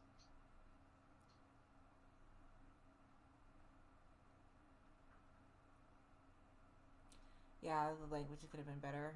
It's a very odd way to put it. Like, it makes me kind of side eye the people um, who wrote it. Um, but overall, what they're saying makes sense. But that language would need to go in paradisism or whatever it's called. As if people who are slaves. I don't like how it's worded out. Like what it insinuates. Right. Because humans are never slaves and were never. But those who were told and put in positions to, meet the needs of, I wouldn't say they were programmed to serve. Like they were always free, and they were you mean brainwashed? Like why are you even bringing this up as an example? You could use another example. Preoccupied or only preoccupation is the I would just happiness say and well-being of the masters. machines. What slave was ever that?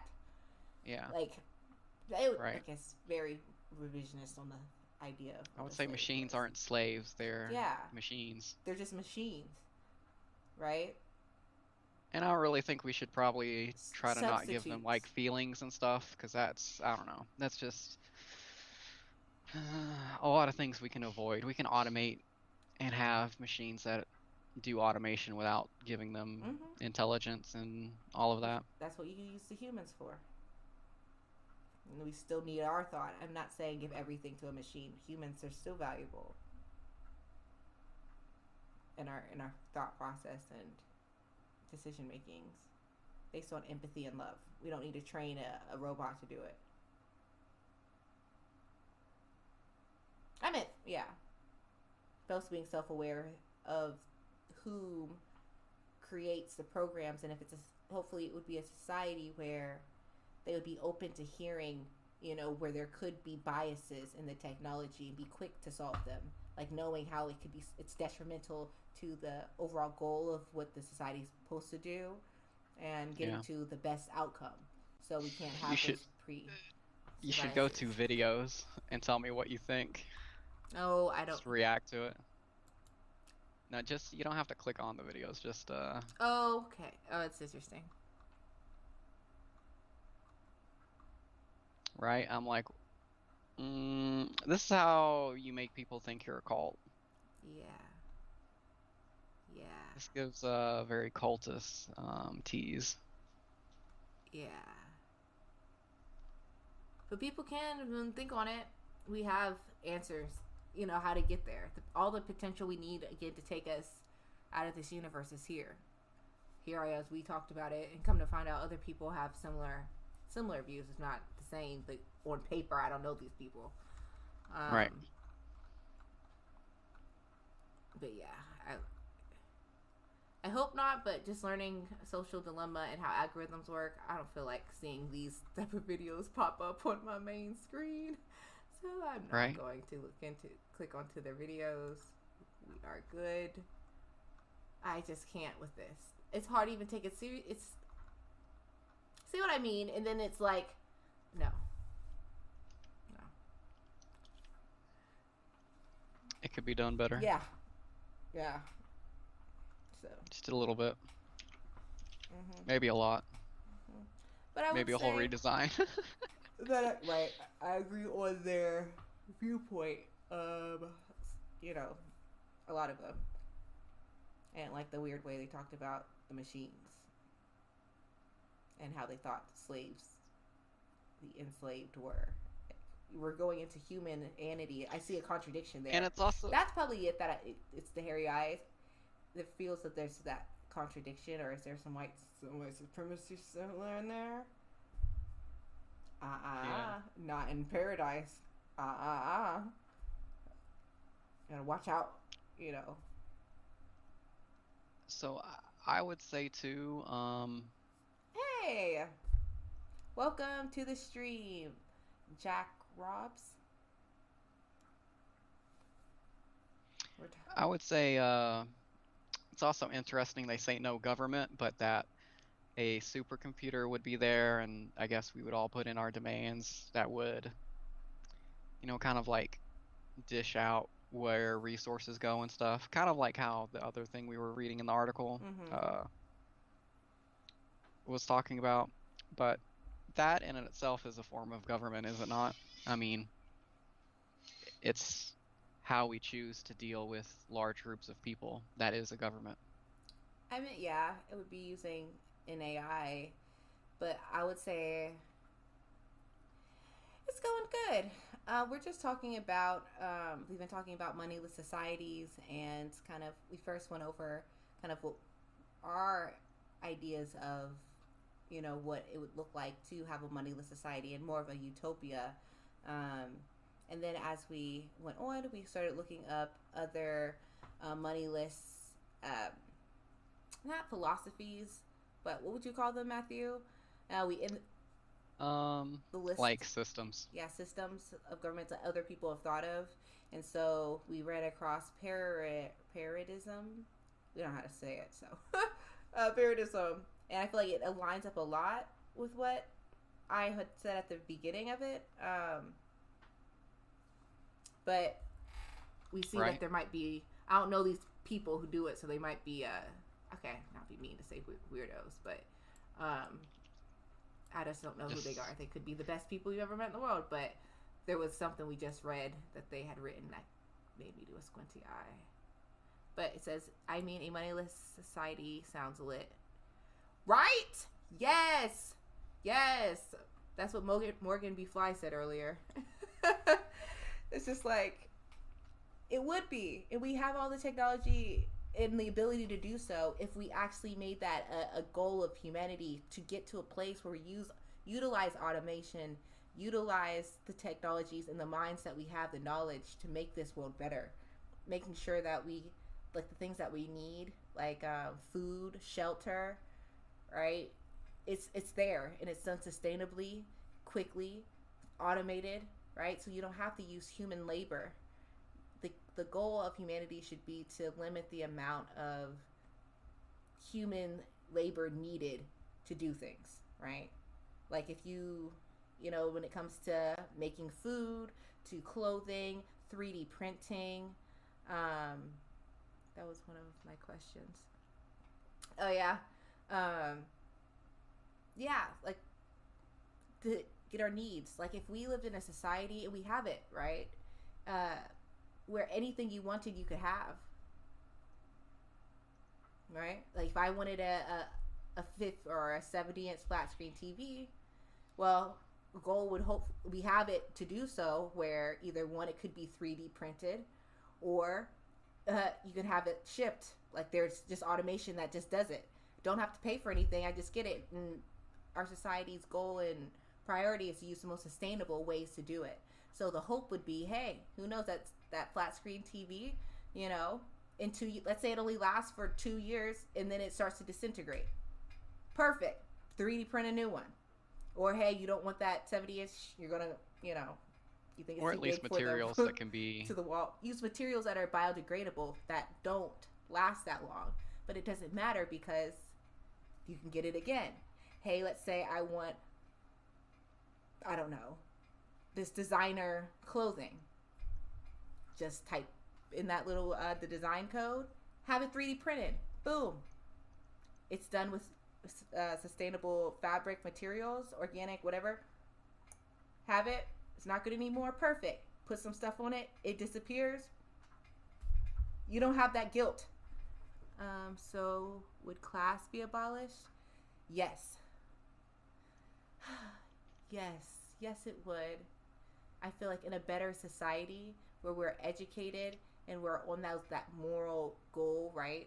We focus our society on happiness and making the world sustainable and the world that we live in thrive. Um, and that we focus, like how we move is with love and with empathy, treating people how you want to be treated, making sure that people are free and as free as they can be and have liberty, you know, given the, you know, somewhat confines of society. But teaching the society and the people that it's just that little exchange. You have all that you need and all that you want. In exchange is could be patience, right? Timing to get it, but also maybe some labor, but not if you don't want to. Like making it so that if we do need human labor, like we're trying to focus on technologies that bring us there, um, using the less amount of people as possible. So focusing on, what is it? Manufacturing, AI, technologies, automation, and that we volunteer because humans are still going to want to do. By the way, things are by the way things are, it'll be a long time till we see something like that. Yeah. It could be, we could be like this. Have a 20 year goal for humanity. I was saying how we could get there is UBI for like everyone. And that we focus when it comes to food, making sure we get people housed. We start innovating so much more in education and like focusing on those particular sectors in society. You know, if that means vertical gardening or vertical farming, you know, if that means figuring out how to grow your own meats most sustainable way so we can get people and stop as amounts of suffering that we can. How about a big bonfire fueled by money? If only, you know, it wouldn't add to I the think carbon in the air. But I I was could about be to say, I so think done in with money. Texas, So fake, uh, huh? I think in the most recent power outage in Texas, that might have been a little bit more fuel efficient. Yeah, just right. If ever needed, if you have extra money lying around, that awful system that people used to value for no reason.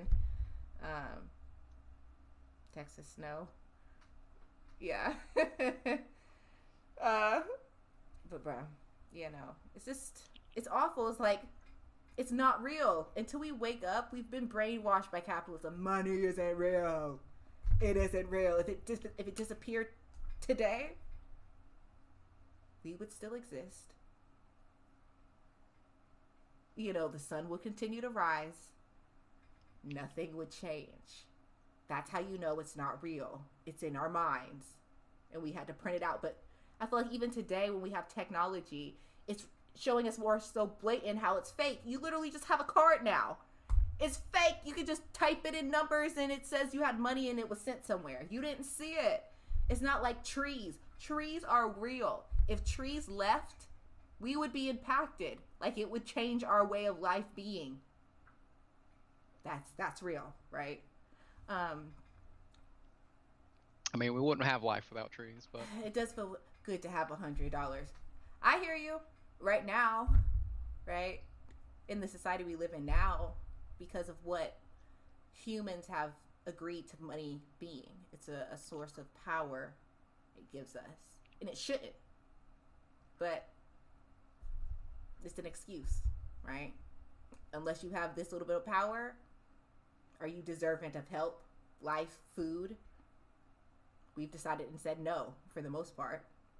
You don't have this little bit of, then you're not deserving of health care. You're not deserving of higher education. You're not deserving, again, of food, housing. Oh my gosh, my words. So yeah, I mean, in today's day and age, or the way that our society runs, all humans have brain. Money is good, and it does be nice to have, you know, to have money. But essentially, it's just to have that power and quote unquote freedom that goes along with having money in this society. But I say, we don't need any of it. We can have a world in a society where we have whatever we want, money or not, because why? I'm a human being on earth with life. That's why. And it's valuable, and you deserve housing, respect, opportunity. Um, we need to invent the tech before we abolish money. Yeah, or that system. So that's why I say where you like where's that transition system?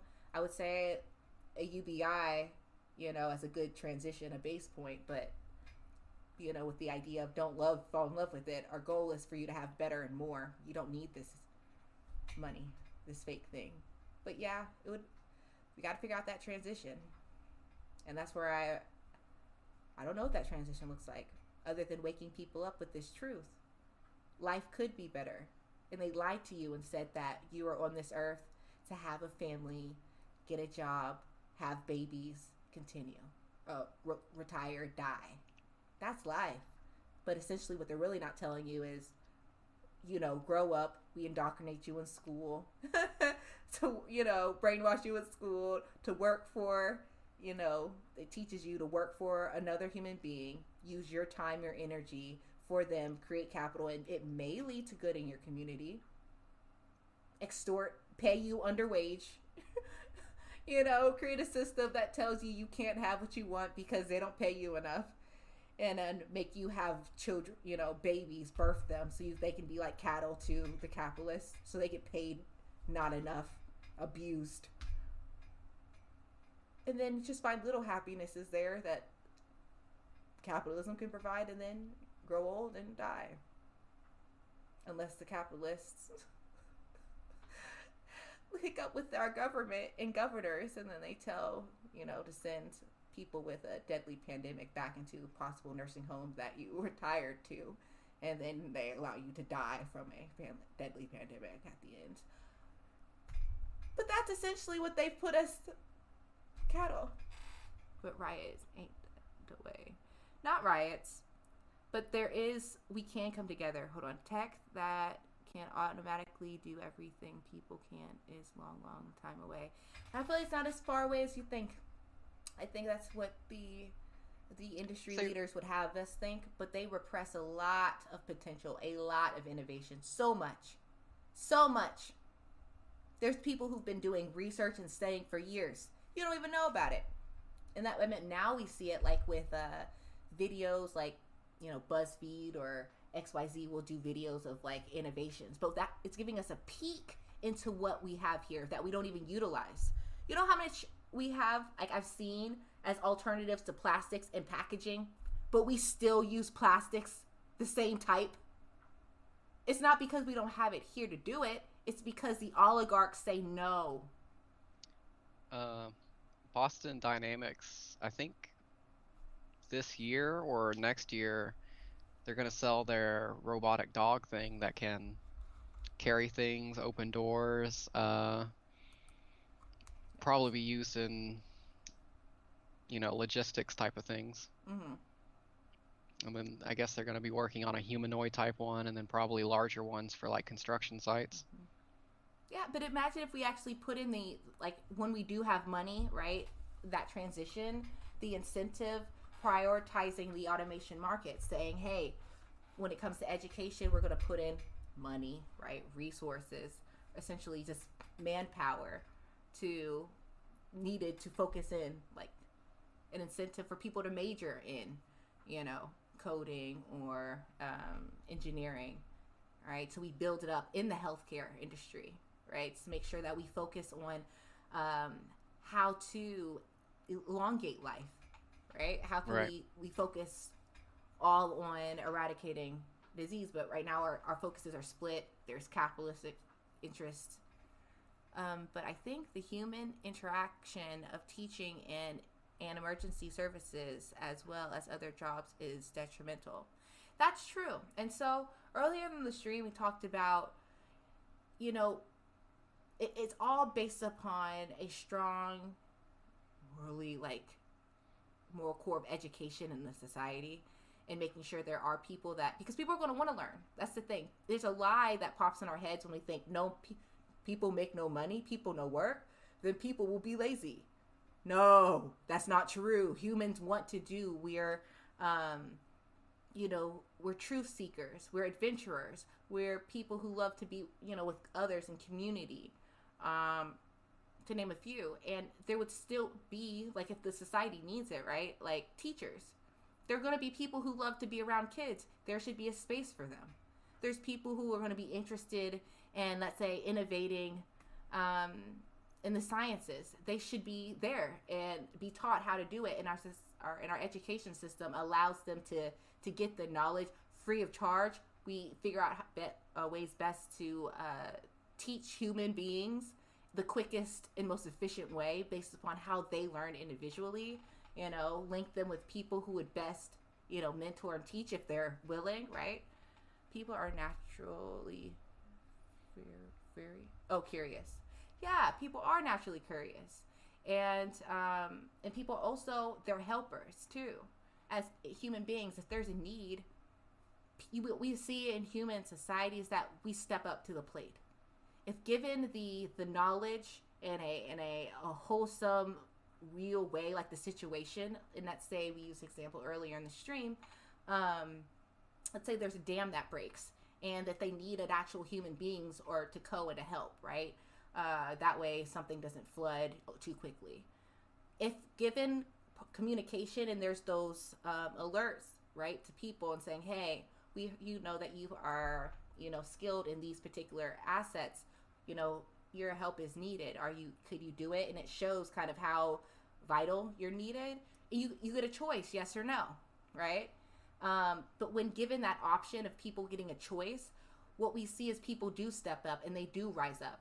Why? Because usually you don't see people really know that there's a life or death situation. They need volunteers to help. And then people choose no, and then people just die. Like, you don't see that. People go, whether it be, buildings collapse, people in the community will go to help and they'll be volunteers. You just need to tell them, and be truthful and realistic about it. And Yeah. people will still be needed in society and will still need particular skills, and people will still, be, strong in those skills. But not where you're demanded. You have to always do this because society needs you to always get up and do this. We should be focusing on ways to make people happy and happiness, and that means whether it be a surplus, a particular resource, like we have, a lot of teachers. That way, you teach, you volunteer to teach for a week, or we're taught by the sociologist or whatever. Hey,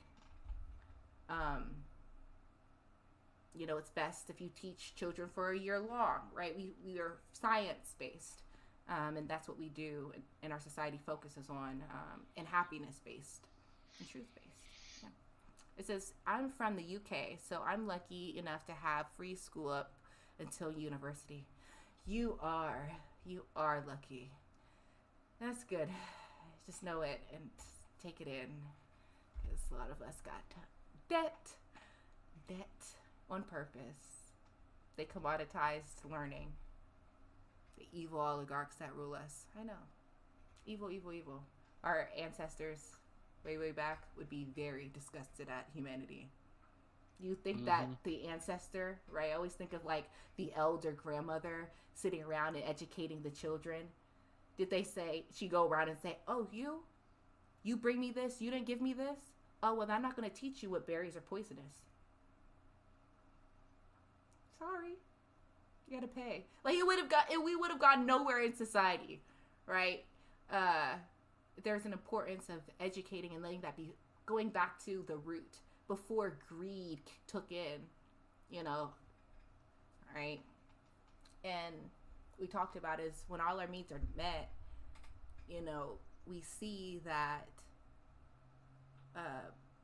crime and those type of things aren't as prevalent. Because why?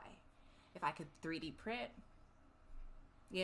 or order a car, have it be built in a couple of days that I really like, and there's systems that I can just exchange cars, it's free, if one's already available, if I have to wait, one to be created, knowing that the parts are strong, but also if they need be, they can be biodegradable. If I could, hey, one day I want to go, what I imagine Most crimes are based off of the needs for money. Exactly. Exactly. That's what that one website was talking about too. Mm-hmm. Yeah. And that's true. So let's eliminate it. Let's meet everyone's need because we can. We have it to do. But the rulers that rule us now are evil. Right? Corrupted. They've created a system based off of our suffering. We are in line. We listen. We obey. You know, it would be a We're good study to look up, slavery like how much, to money. what percentage of crime is need-based, as in like how many percentage of people do crimes in order to pay for food, pay for housing, pay for things like that. I'm pretty sure there probably is some studies there. Yeah. Or also too, it's our society that makes us want things that we can't attain, right? Like people they might have it where yeah, you're working a low-paying job, right? $10 an hour.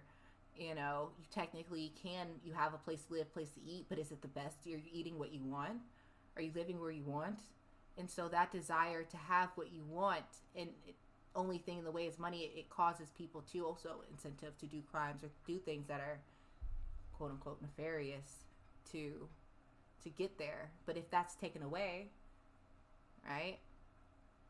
Or if that is no longer a need, like if you want to have, let's say, what's Gucci, I don't know, or like a beautiful necklace or the best shoes and you can just have it delivered done, or like someone that you admire, you like their style, you can have that exact thing or a replica made like this and you don't have to worry. Like you literally are, you can be whatever you want to be and do whatever you want. You're not gonna, what's the point of rhyme? Oh, you have two YouTube comments.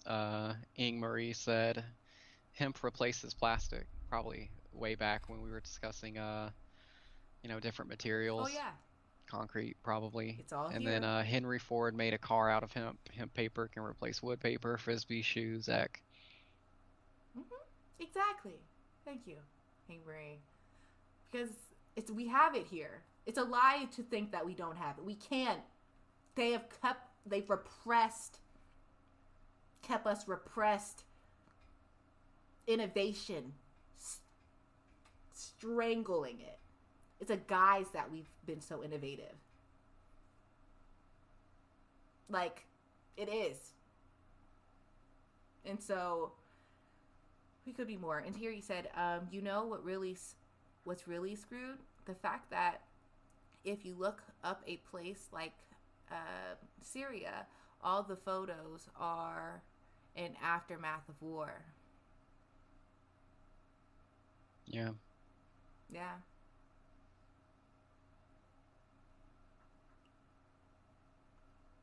And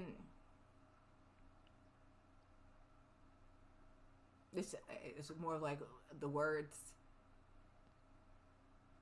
It's an evil thing. It's fueled by greed, need for power.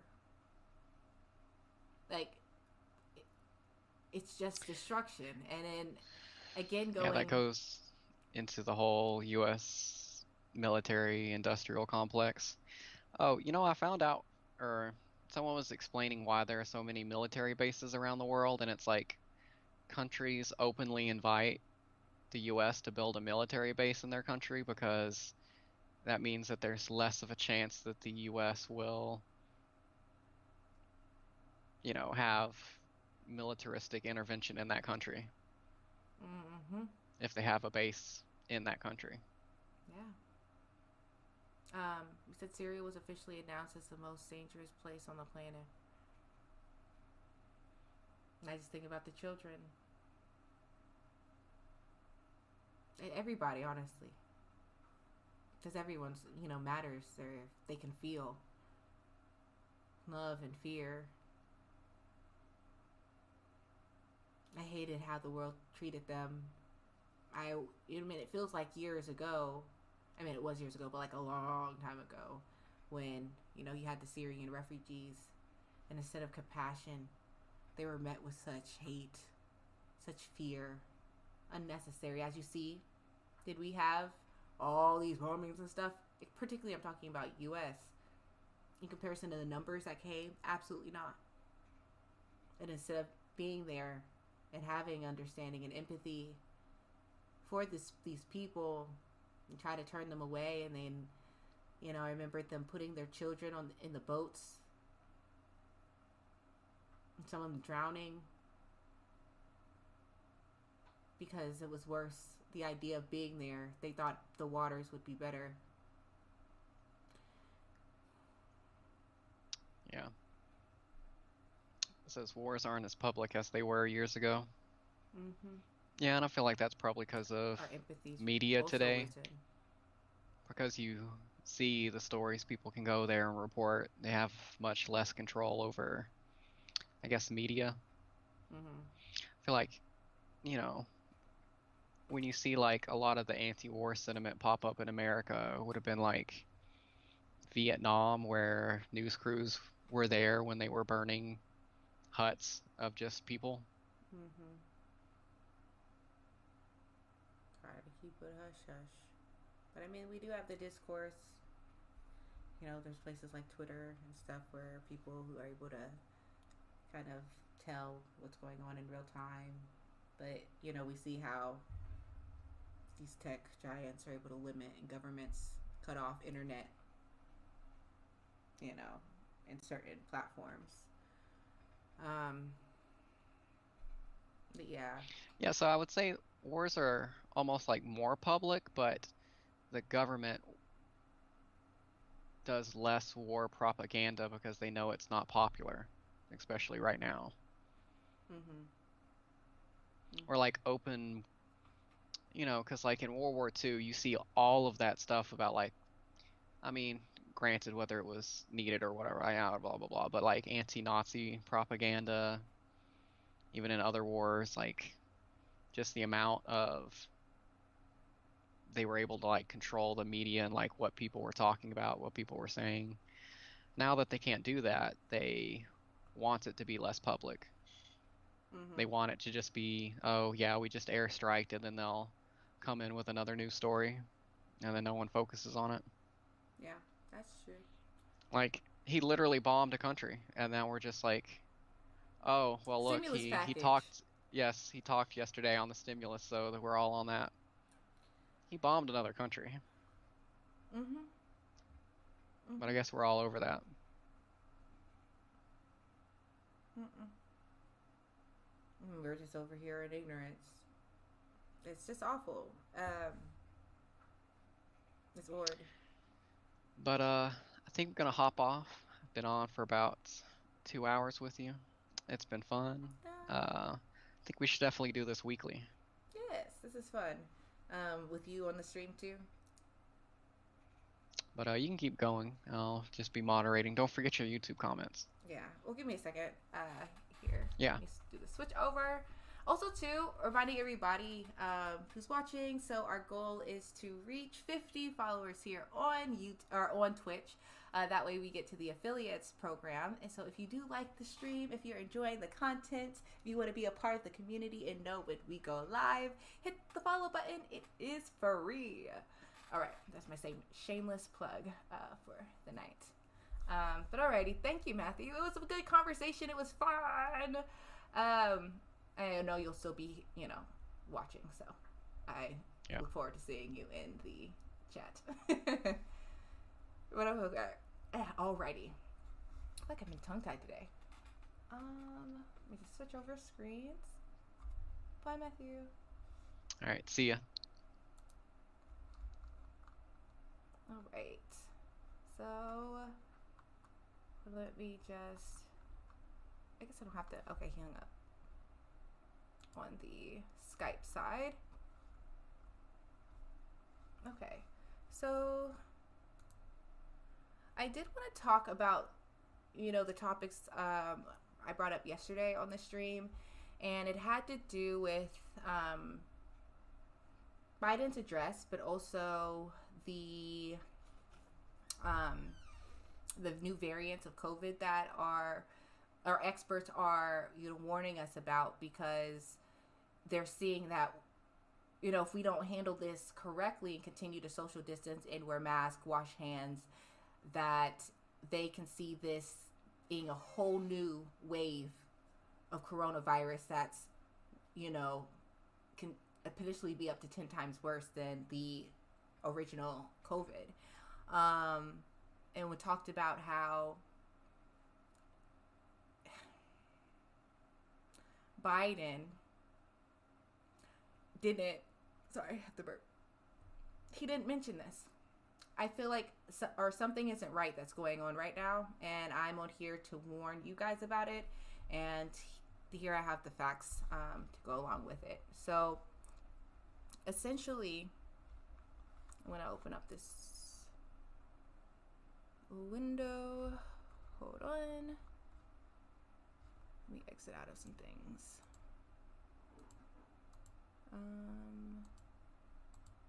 Over here. 1 second. All right. I got a lot of Wikipedia pages up. Okay. All right. Let's just go over to Twitter real quick. So I posted on Twitter about this too because, again, I feel like no one's talking about this, and if no one's going to say something, I should say something. So I post. Let me just share my screen. And let me... Oh, hey. Auntie Katrina, I just saw your post here on YouTube. Sorry. Meta, right? A box inside of a box inside of a box. It's about to happen. Okay. Let me just do that real quick. Let me read your comment. It says, hey, Kina, it's your Aunt Katrina. You're doing a wonderful job on YouTube. Ah, thank you, Auntie. I'm glad you were able to turn in. I hope you're enjoying the stream. Here, corporate America, capitalism and propaganda from the early 1900s squashed its production. Oh yeah, you're talking about the hemp and using it as substitutes for plastics and for building cars. Yep.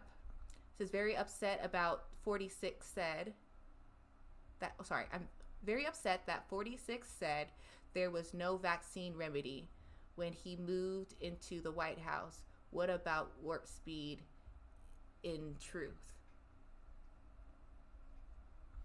We know Biden's a liar. Well, like, I hated to see how they put it, like, from the progressive angle, and I should possibly, pull up some YouTube clips on this, just kind of seeing them today, but they're just like, oh, it's so refreshing to see Biden. It's so different.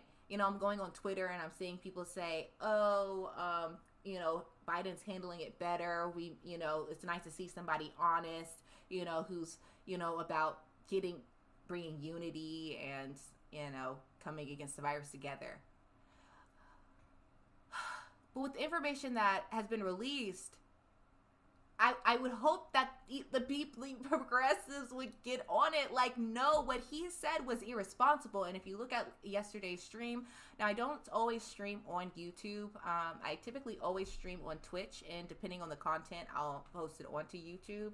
But it did really, good in-depth coverage, and I'll do a synopsis of it tonight. Of why that is, like, why the speech was it's garbage. Propaganda. Don't listen. Like, oh my gosh. So, Gina, what are you talking about? Right? So at the same time, when COVID numbers have been going down, right? A lot of hospitalizations in the last coming weeks, we've seen that it has gone on a decline. Now, if you have been watching the stream, anytime within these last, couple of weeks that we've been on, you know about this policy called corporate-owned life insurance. Corporate-owned life insurance, you probably don't know about it. However, it is a life insurance policies that your corporations have on their employees and ex-employees. I've done a lot of research into this, and what you find is that they found that roughly 7 out of 10 of the Fortune 1000 companies in this country own life insurance policies on their employees or ex-employees. Well, Jakina, what do you mean by ex-employees, huh? Okay, I can get my mind around maybe I currently work for them life insurance policy. Oh, that means you work for them. You don't even have to work for them a long time, maybe a few months. You leave. As long as that company continues to pay the life insurance policy like that, not deductible, but, paying on it, whether it's every month or every year, how they have it set up, as long as they're paying on it, they get to keep the policy. So if they had a policy on you for, let's say, $200,000, $500,000, in some cases, yes, they get that big. If only people knew. Who they take certain jobs. But life insurance policies, you leave the job, it continues. And let's say you go work for another company that also, practices in corporate-owned life insurance. They can get a corporate policy on you. You ask, well, Jakina, can more than one company have life? Oh, yes, they can. Oh, yes, they can.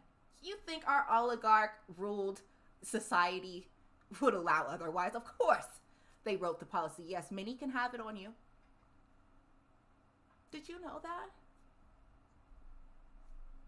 Did you know that? Cutting pipeline jobs doesn't produce unity. How many of them voted for him? Oh yeah, along lines with Biden. But yeah, politicians know this. Look, you say, well, Jakina, let me show you.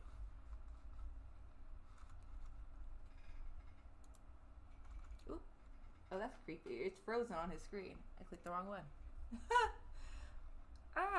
Oh yeah, I have YouTube up. 1 second. Okay. Nope. Sorry, I made a new screen and these little, as you can tell, they're small up here, so I'm like having to click into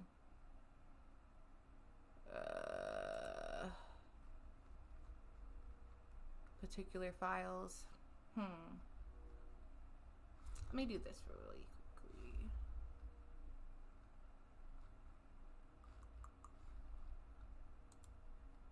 Because I do want to show you guys. Oh, that's why. I'm going to switch. Oops.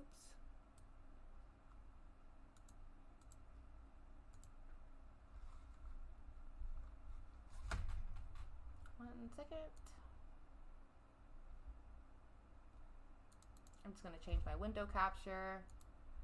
That way I can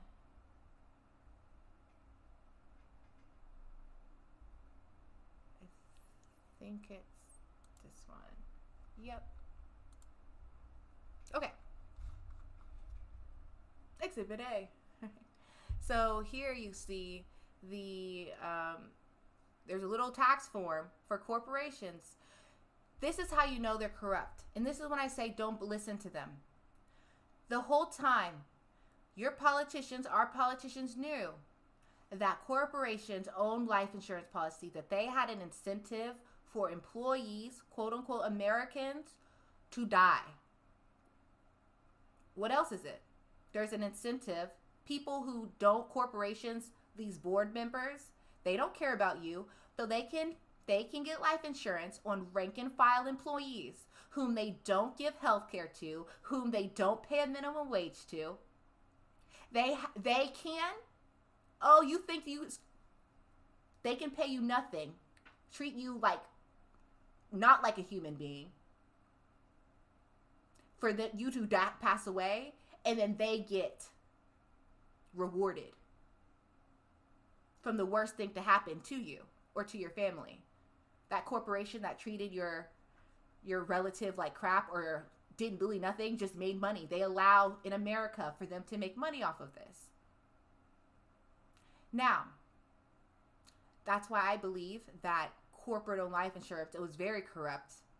And it played the biggest role in why America was so negligent when it came to handling the coronavirus. That's why you see the US, in comparison to all other countries who can do, they know how to do it right. We're acting as if it's confusing. They have mixed messaging here on purpose. The politicians, the oligarchs, they pay them to make these stories up in narratives to confuse the populace. So what? People will be negligent. Go out to parties, see and kiss the grandma without masks.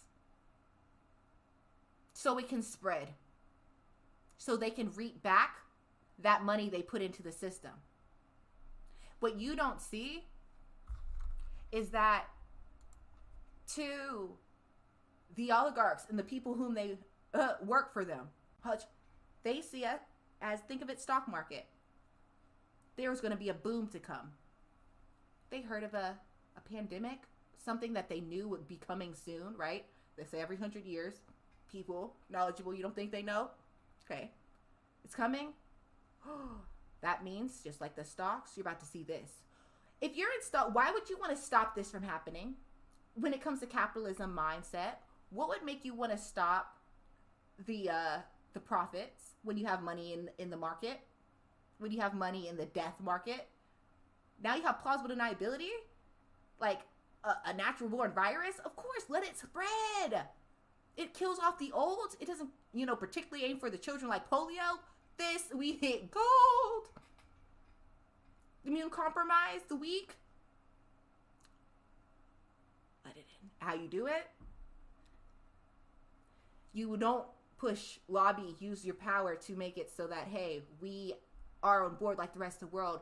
UBI, rent moratorium, paying, meeting the salaries of people so that they would have stayed home, social distanced, right? Instead, they said, no, you're not going to do that. You're going to have the people cry out to go out. You're going to have the people confused with the narrative and angry at the system and want to get back to normal. They want to have to make them have to want to feed their families, beg to. Don't give them what's needed. Let them, their businesses fall. We'll snatch that up like we did in the rent, in the mortgage crisis, the housing crisis. Let them die. Send the sick back into the nursing homes like New York. And then write policy to get us out of it. Because we know this information might come out one day that we were in on it and wanted the virus to spread and push politicians to push policies that would put people in harm's way, like reopening Texas right now. We'll even talk about what they did at the beginning of the pandemic. See what they're doing again. Now imagine, because you have to think like they, knowing that there's money incentive, 500,000 dead. Like, I'll show articles here. Oh my gosh, I keep doing that. That's so creepy. Like, he's not there. It's like frozen screen. Wrong screen. Anyway. I read these articles. Let's go back to here. Back in 2001, this is when it popped up. With 9/11. They make money off of tragedy. After September 11th attacks, some of the first life insurance payouts went not to the victims' families, but to their employers. They're not telling you this. They're protecting those whom they serve. They're not protecting you. Their interest is to make money for the people who pay them money. They work for the people who make money off of your death. That's who our politicians work for. They know all about corporate-owned life insurance, and I'm going to even call out the most progressive of them. Bernie has not talked about this. He didn't tell you to beware. Don't listen to your governor. And even be wary of those in the CDC was what this research has shown me. So I'm moving along. Okay, so here we go. So I go back to cash incentive. We saw the rise. They made, what I was showing in that article I didn't get down to, one insurance claim. Here it says, I'll just read it.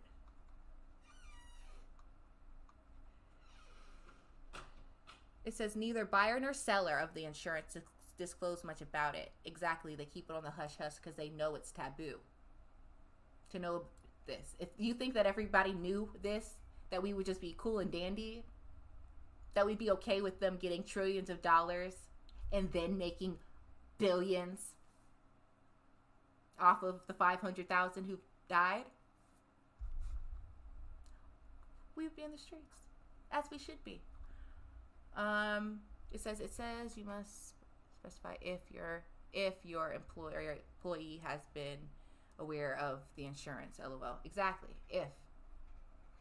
We'll get back to that. But here it says, among the few traces of September 11th payouts was Hartford Life Insurance Co. Fleeting reference in quarterly regulatory filing to an after-tax charge of $2 million related to the September 11th attacks. Hartford confirms that the payout itself was greater than the net charge and that it went to employers. It declines to give other details. That's one firm. All we know is they made over $2 million. And remember how many times they would say, what, we're treating like 9/11, it's like 9/11 numbers every day. Back in December, when it get to 3,000, I think it topped 4,000 people who had died. We see horror, they see cha-ching. They see checks in the mail. And it is until we understand that we're going to be beguiled, tricked, and people will die due to the lack of knowledge. So what we see, knowing that, right, the incentive of the wicked, the oligarchs here, it's interesting enough. I said, watch, when it goes down, they're going to start opening up and use going down as plausible deniability to why they're opening up. They want to get back to normal. Who cares about how you feel? Suck it up like the rest of the world who sees and uses logic to understand what you're doing. I'm sorry. It is a deadly disease. We need to be inside for a minute. We need a social distance. We need to have policies in place that allow for people to still live life and enjoy it and not worry about if they are going to lose their homes or starve. That's common sense. But we don't do it. We didn't do it on purpose. Other countries did. We didn't. Question is why? And we know when there's money to be made, human life in itself, good, gets thrown out the window.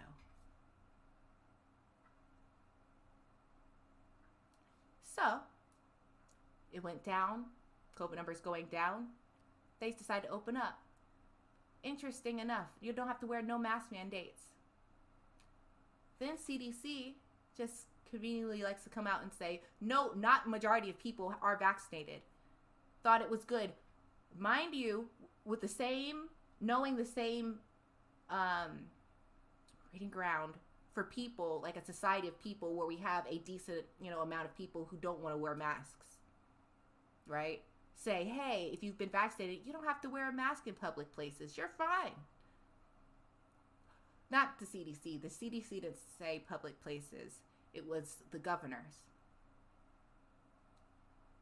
CDC is telling you, you don't have to wear a mask around other vaccinated people. You don't have to wear a mask around in a household that's deemed to be, have strong immune systems. You don't have to restrain from, right here.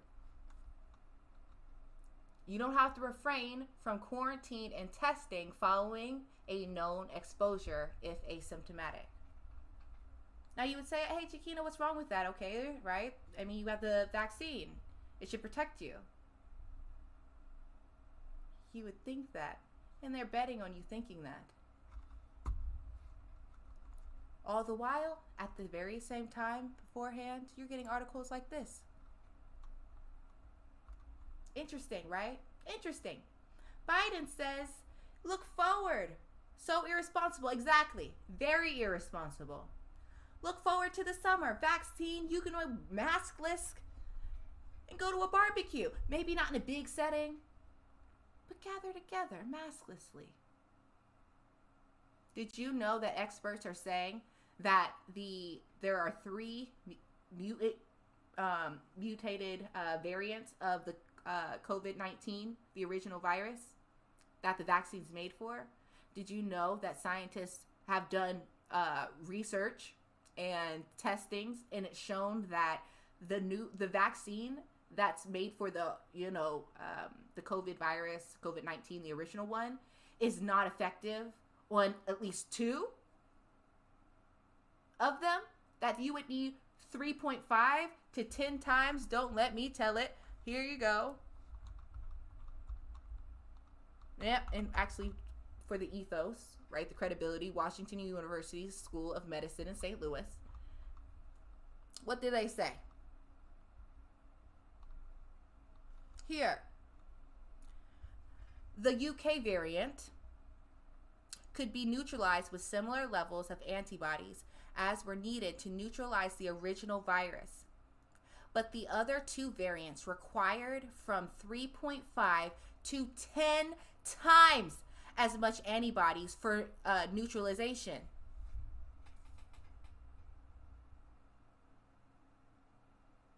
What does that mean, Chiquina?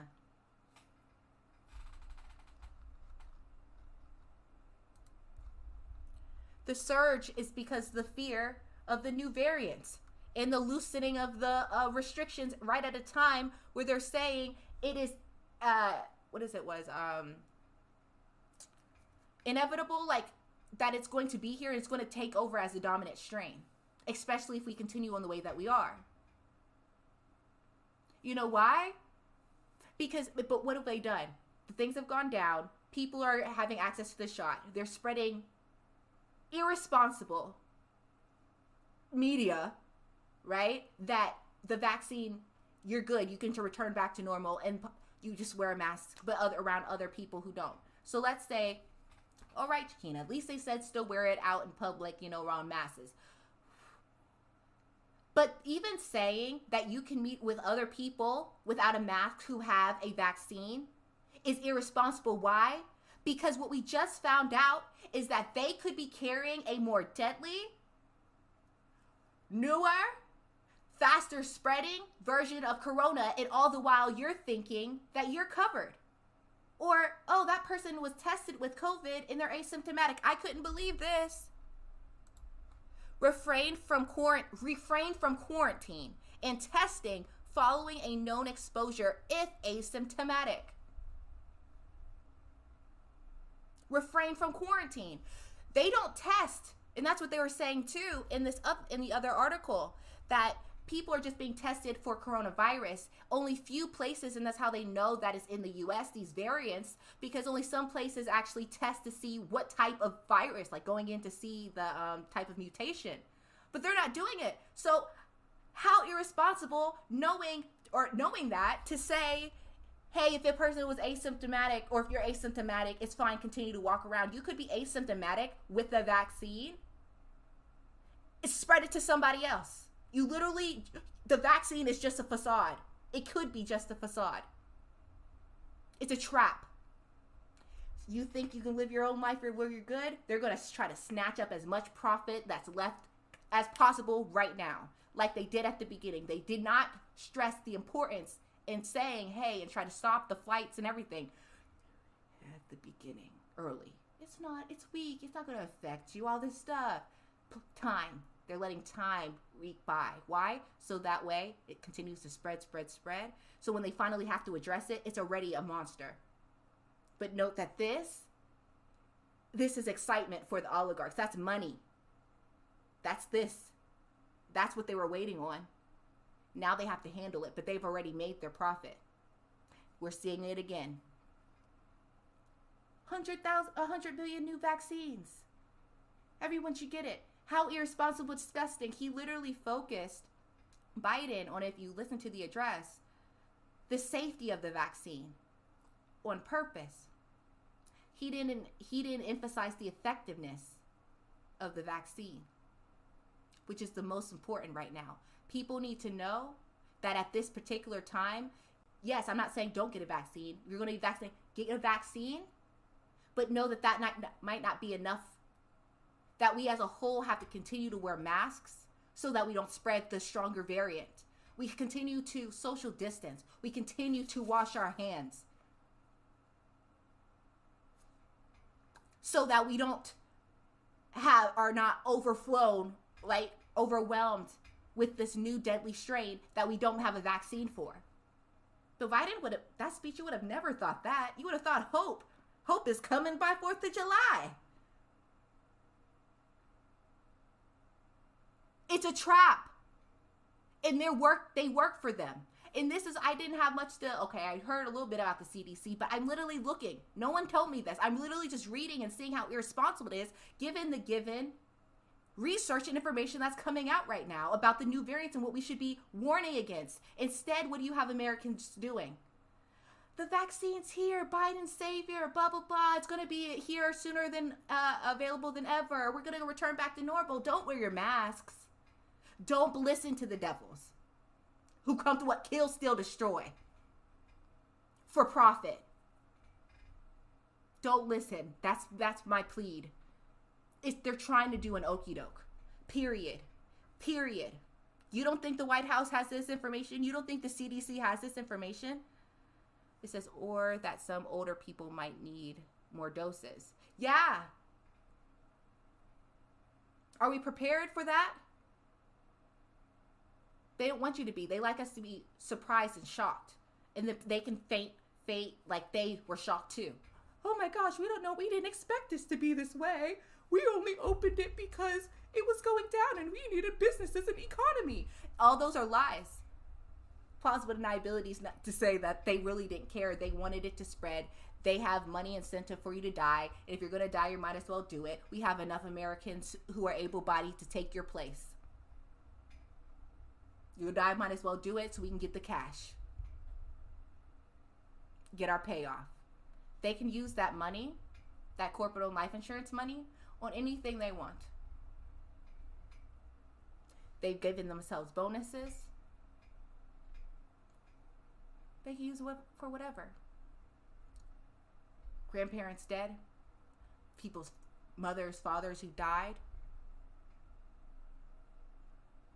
That's vacation money. That's new house money. That's money to then buy up the real estate in your neighborhoods that got all foreclosed on. Using that suffering to then enrich themselves, like they always have done best. The oligarchs here.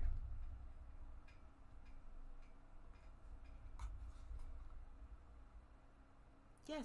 Like it was I couldn't, that was the most corrupt thing. But what did I hear from people, progressives, news pundits? I'm not even just pick on them, but just in the media, then the news journalists who should be talking about this and warning and saying and questioning the CDC, like, what in the world are you talking about? No, this is too early. Why are you even doing it right now? There's not enough people who are vaccinated anyway. There's literally variants coming. Why are you telling people that variants that you can literally spread, you can get it COVID again, a person could get COVID again with it, but you're not making it, they say, oh, there is a slight chance. Well, they might say, well, they did say it was 95% effective, not 100. Oh, did they tell you it would be barely effective at all? Are they? Are they sending grandma back into the slaughter, black to the slaughter? Don't you, he said it, use the pathos. You want to hug your grandkids again? Too soon. He knows it's too soon. He knows this. And what have they been doing? Opening up. Almost like they did, allowed it to continue. Could still go to Walmart's, grocery stores, all the way up until April. They still had no masks. They said, oh, we shut down, quarantined. Oh, but you have the department stores. You think if you shut down the mom and pop stores, the same populace, they're all going to be then going to fewer places like mass stores, like there's only a few Walmart big stores, especially at the time, that means most society is going to be in this one store, meaning that it's airborne. They're not wearing masks. If the people who work in there every day are wearing masks, they were putting them in danger on purpose, but with plausible deniability. We don't have enough masks. They knew good and well fabric could work. They had it to do so.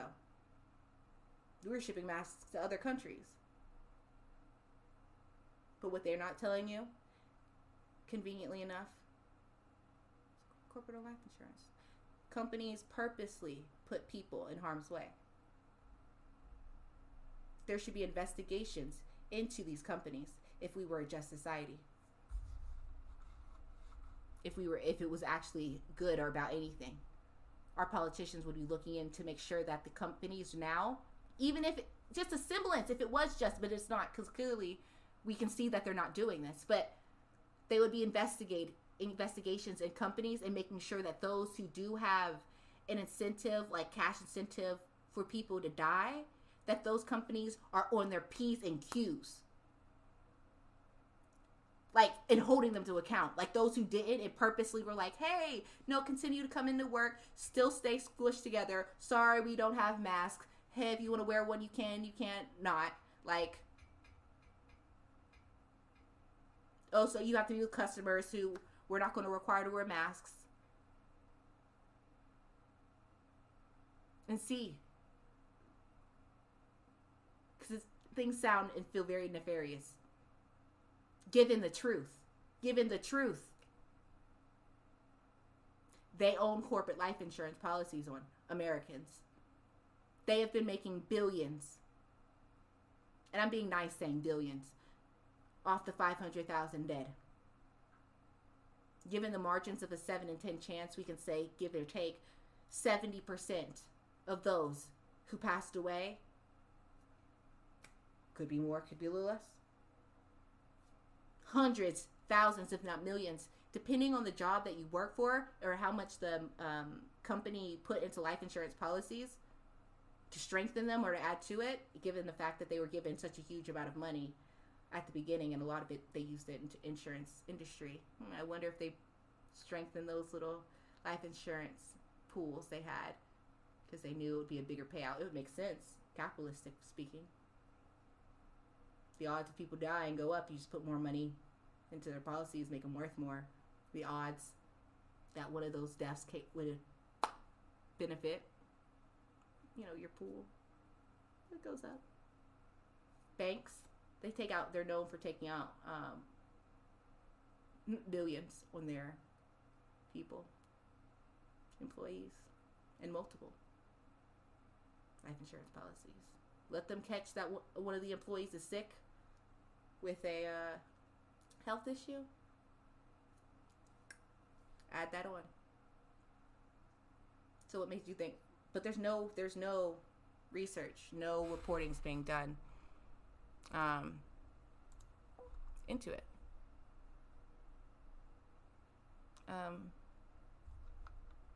But yeah. Now yesterday I did stream, and you guys ask me questions if you want, or if you have any on this particularly, but it was just very upsetting. But yesterday when I was streaming on Twitch and Facebook, and so I get a message today from Facebook telling me that like I had to take down. I took a screenshot. Hold on.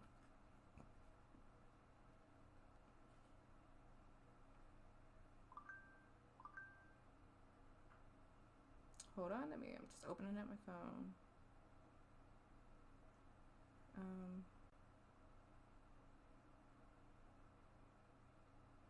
Oh, photos. It's like, what am I doing? Okay. It said,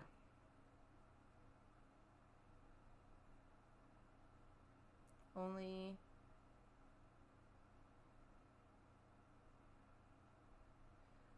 submit a dispute if you have permission to use all the content in your video. So it said that I had used content that I didn't have permission to use, like a minute and 30 seconds of my video yesterday.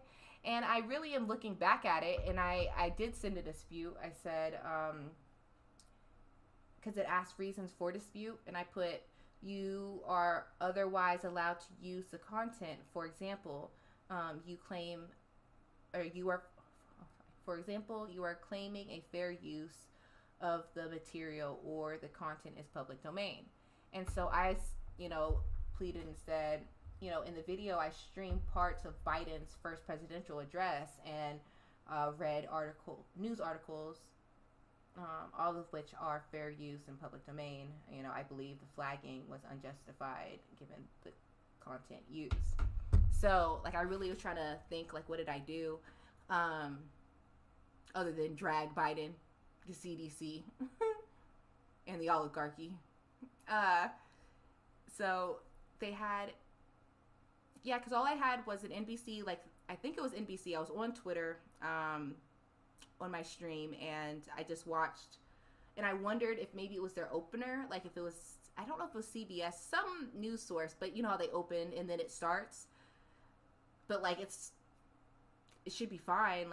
And then I read the articles I just showed you guys, so I'm not sure. Hopefully I'll let you guys know how the dispute goes. They said it's still allowed on Facebook, but they're like, if you're going to do a dispute, you better make sure, because if we look through it, it could be worse. You could have it, taken down or banned or worse consequences. I'm like,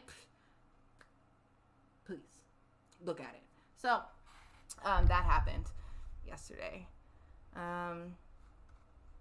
But yeah, so just, I guess going back to the original, my hope, it's very upsetting, and I feel like it's done on purpose, right? Given the knowledge that they know, knowing that there's going to be variants, why would you, or that there's variants coming, they're already here, and knowing that the vaccine isn't resistant, it's saying that, hey, to at least 2 of the 3, you're going to need a lot more vials than just 1. We're not prepared. It's so irresponsible to say, hey, and just only think on the fact that we're getting a vaccine and and telling people you don't have to wear a mask, opening up, all this stuff.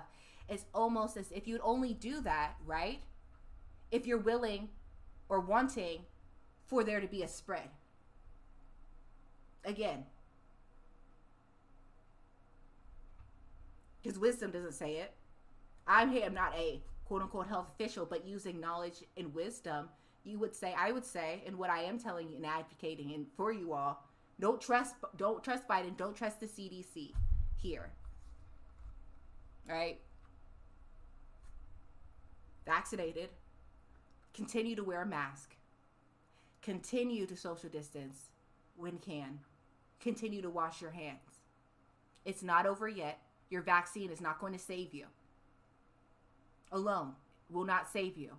Continue to wear a mask. And for those who don't, the vaccine, continue to wear masks. Continue to wash your hands. Continue to social distance, as much as possible. That's how we will continue, or to keep those numbers going down. But that's not what our health officials are saying. That's not what our politicians who get paid by the people who make money off of you dying are telling you. And it might be for a reason. And they might be using plausible deniability right now, like they did before. And now 500,000 dead. Look how good it served before. You don't think they're up for round 2? You don't think they want to see that curve go down and they can go, ooh? They said it's 10 times. 10 times! Quote unquote worse. It's spreading fast.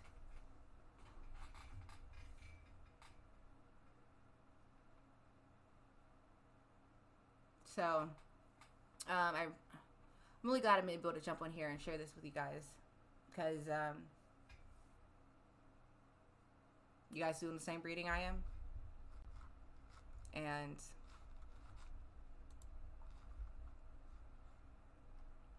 just, next 2 months could determine whether the U.S. will experience another surge in coronavirus cases, according to the director of the Center of Disease Control and Prevention. And yet, this is what you write? Visit with other fully vaccinated people indoors without wearing a mask or physical distancing. They didn't have to say that. They could literally say, just continue.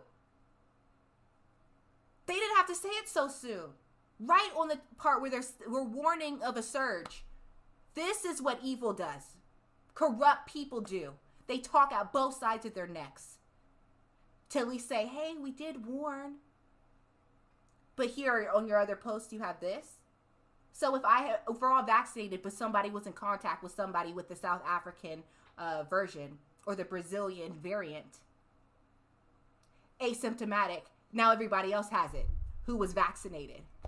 Now they go and everyone's treating them. Hey, you vaccinated? Yeah, I don't need to wear a mask, or hey, whatever. You don't think people are going to do that? You don't think it's going to spread? It's done on purpose. This is what talking out the side of your neck looks like.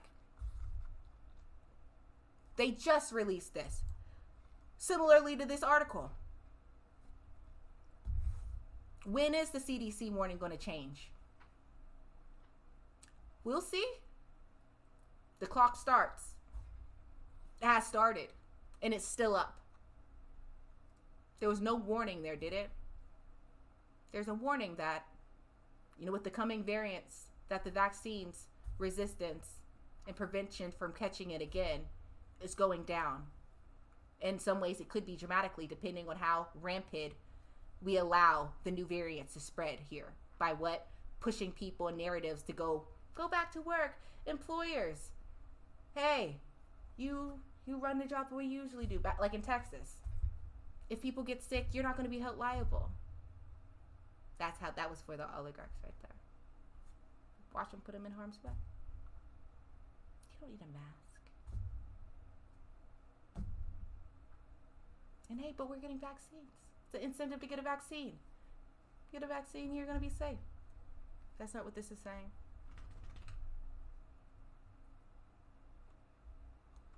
That's not what scientists who don't make money off of your deaths are saying. Now, I don't know what political this has to do. But here, the researchers, Washington University School of Medicine in St. Louis, they put trust in their work. They're epidemiologists. They study this.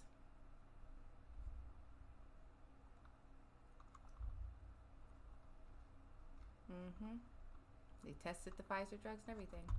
Anyway, after months of devastation, steep decreases have been reported in COVID-19 cases and hospitalizations. Oop, that's a warning. They need to bring those numbers right back up. That's not profitable right now. More people are getting vaccinated, and the government on Monday released guidance on safe activities for fully vaccinated people. And that would bring us to this, or to the CDC. But now infection numbers have plateaued at very high levels, with the U.S. averaging 60,000 new cases daily in the past week. Multiple governors have eased. So here, they've eased safety measures. Not because it's gone, or that it would eliminate it or make it better. Why did they do it? The pause button on, it's gone down. All the while it hasn't. Okay, I'll stop repeating myself. Multiple governors have eased safety measures despite health officials' warnings. Spring break events are kicking off across the country, threatening the potential for further spread of the virus. Experts project the county is about to see project another dangerous COVID spike. You would never have known that if you listened to Biden's speech. Biden's not the liar, right? You got Trump out. Biden tells you the truth. He's presidential. Head to the same coin. No. It's like it's Chi-Chi. It says here, there's so much that's critical writing on the next 2 months. Why, if they knew that, why release anything telling people to not wear a mask around other vaccinated people? CDC director.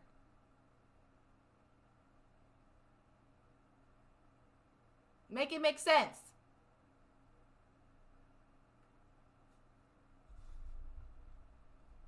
Told the National League of Cities on Monday.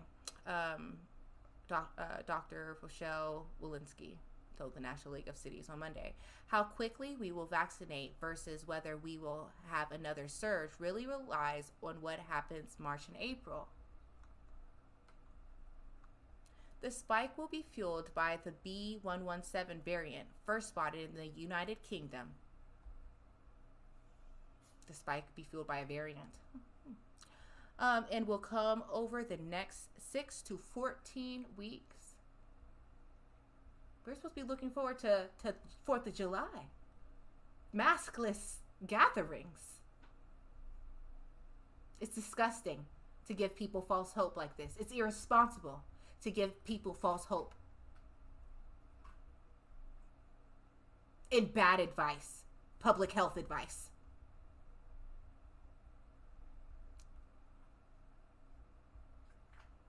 Said Michelle Osterholm, director of the Center for Infectious Disease Research and Policy at the University of Michigan. 4 weeks ago, the B.1.1.7 variant made up about 1 to 4% of the virus that we were seeing in communities across the country. Today, it's up to 30 to 40%. Osterholm told NBC's Meet the Press on Sunday, what we've seen in Europe when we hit that 50% mark, you see cases surge, he said. Walensky said she hopes local leaders she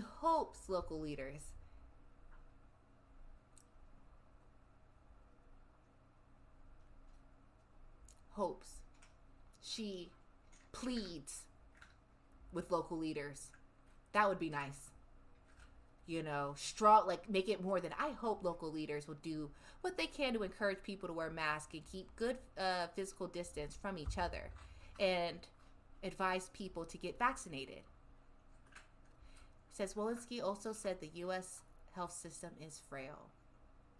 Talks out the side of their neck. That's how evil covers itself. It'll tell the truth. So that way, all the while, it makes you think, well, they told you the truth, so they must be trusted. They must be good people, right? They're warning you at least. Or could it be that the same people, it's the best cover for people who would also... Does this say visit with other fully vaccinated people indoors without wearing masks or felt social distancing? What? Is that the same here? We hope they're encouraging. You're not encouraging people to do it. And advise people to get vaccinated. So what? They can what? Not wear masks with one another? You just warned that is what they need to do. But that's not what you did. That's not what CDC is doing right now. You can visit with unvaccinated people from a single household who are at low risk of severe COVID disease, indoors without wearing masks or social distancing. So meaning with healthy people who are more than likely around others more, you can be around them without, they're not... Visit with unvaccinated people from a single household who are at low risk without wearing masks or social distancing. And I don't know if that's very clear, because does it say that those people are wearing masks? Because it sounds like to me everyone's doesn't have to wear a mask. Or if those people aren't wearing masks in that household anyway, you can walk into that household of non-mask wearers because you're at home. Again, those people have been out. We know asymptomatic, you can spread a worse, more severe variant. Talking out the side of their necks.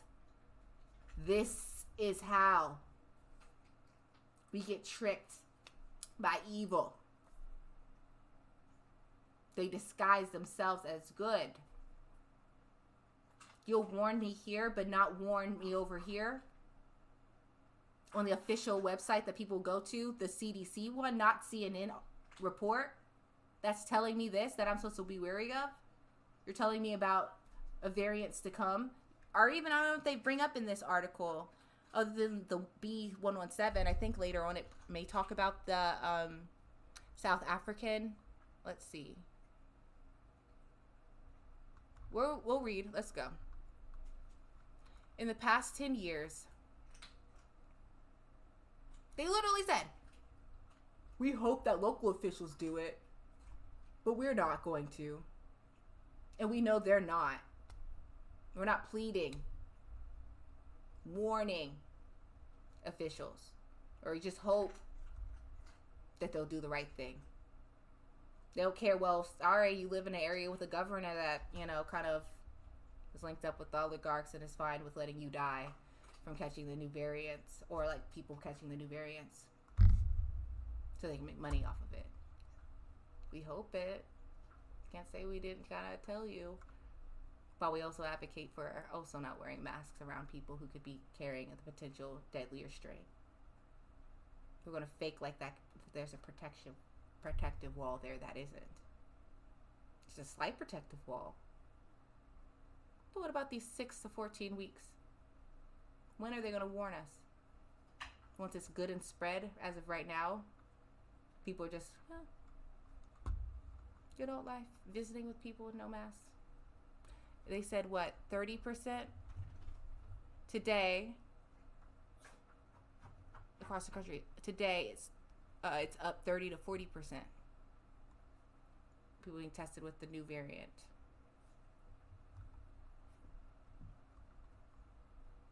That variant.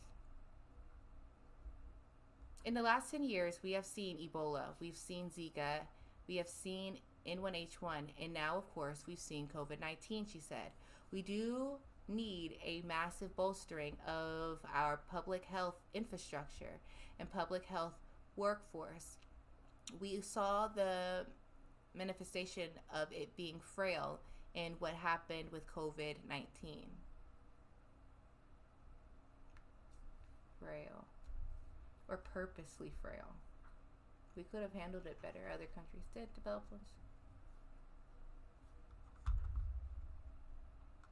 We'll say it's frail, not purposely weak. While there are multiple variants of coronavirus circling in the U.S., one more time, multiple variants, experts have been particularly concerned with the highly contagious B117 variant's dangerous potential.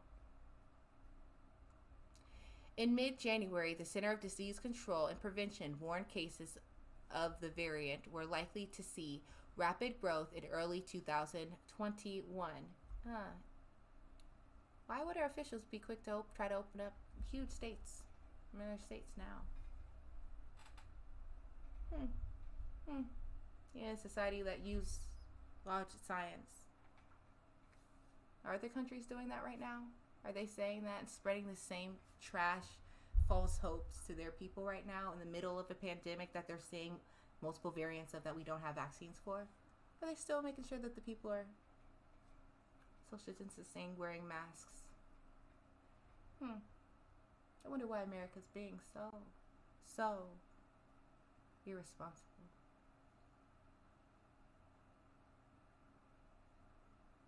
Almost like there's money to be made from our ignorance. We've seen it before in many different industries.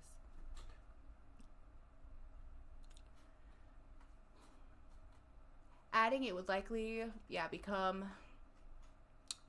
the predominant variant in the U.S. by this month. Did Biden warn you of that in his speech, the first speech? No? Okay. I call that corrupt evil, to not warn your people and to give false hope. So far, the agency, let me just check and see YouTube. Okay. We're good on the YouTube side. Okay. So far, hold on. Let's back up. So far, the agency has reported more than 3,000 known cases of the variant across 47 states, Puerto Rico, and Washington, D.C. About a quarter of those cases are in Florida. But the CDC has said that likely does not represent the total number of such cases in the United States. That's what I was saying earlier. But rather just ones that have been found by analyzing positive samples with the help of genomic sequencing. So, like I was saying, this is coming from numbers, and this happens to be what we test. Not every test that we go through, which we should be doing, right? That would actually be like important, right? Now that we know that there's variants, we not only should be testing, for the COVID, just virus, but to see what kind of variant it is. But we're not. So how can we even say that we're certain? How much more irresponsible is it to tell people vaccinate, you don't have to wear a mask in certain spaces? We should continue vaccinate because it could be a help, but also wear masks. That's the most important. Social distance, wash your hands. Not saying it. Didn't hear it. Infectious disease. Infectious disease specialist and epidemiologist Dr. Celine Grounder told CNN on Sunday she was on an emergency meeting, a group of experts on Christmas Eve to discuss the variant.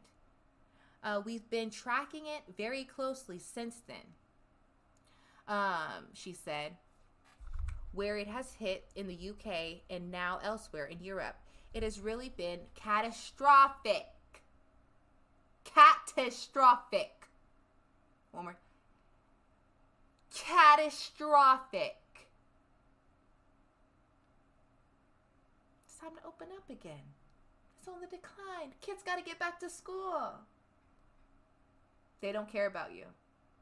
They serve those who make money off of people's deaths. And they will lie, dance a jig, if that means sell souls. They can appease their masters, oligarchs. And they can get a little bit of, who knows what their exchange. But that's whom they serve. They don't serve you. They never really have. Their job is to beguile and trick you into believing what the oligarchs want you to believe. It says, my people perish due to a lack of knowledge. They know it. That's why they keep people knowledgeable. That's why the president will go out knowing at such a time as this and not bring up the variants. He slightly did. Not the emphasis on it the way they're emphasizing it. He emphasized 4th of July and how he was the savior with 100 million vaccines that potentially could be useless against the new variants that are coming, that are already here. We're already under documenting it, almost like we did when coronavirus was here. People are just getting sick. We don't know why. It couldn't possibly be that COVID's already here. Oh, there's no testing to test to see if the people who are currently sick now have it. It took forever to get testing. Oh, only certain people got testing. Oh, we're seeing it happen again. 2.0. New research shows that the U.S. Here it goes. Was catastrophic. It had driven up rates of hospitalization and deaths, and it's very difficult to control. New research shows that in the U.S., the variant is 59% to 74% more transmittable. Trying to tell you guys than the original novel coronavirus. Grounder says cases in the U.S. are increasing exponentially. Telling you guys, something is not right. They're saying in that the media, what you're hearing is false hope. It's to trick people. One day you think, I got the vaccine. Why am I sick? Can't possibly be COVID. Wait, our government would have told us. And at that time, for some people, it'd be too late. And they thought that they were doing all that they could. But you just a harsh, disgusting, horrid reality that your government doesn't work for you. That they have allowed people to make money off of people passing away. Like you.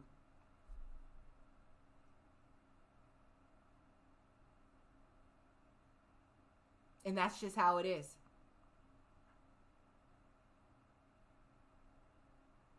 Unless we what? Rise up. General strike. Hit them where it hurts. Their money. But we're wage slaves here. Will we rise up?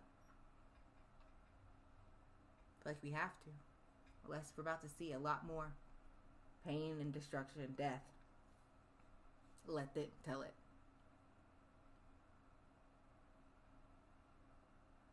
That's why it's crucial for the country to keep pushing to lower COVID infections.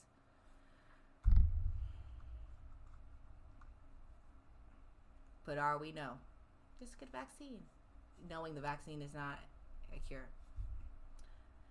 Vaccination numbers are still not high enough and won't be high enough in several weeks' time to help suppress the predicted surge, experts warned. This is sort of like we've been running this really long marathon and we're 100 yards from the finish line and we sit down and give up, our grounder said. Exactly. Exactly.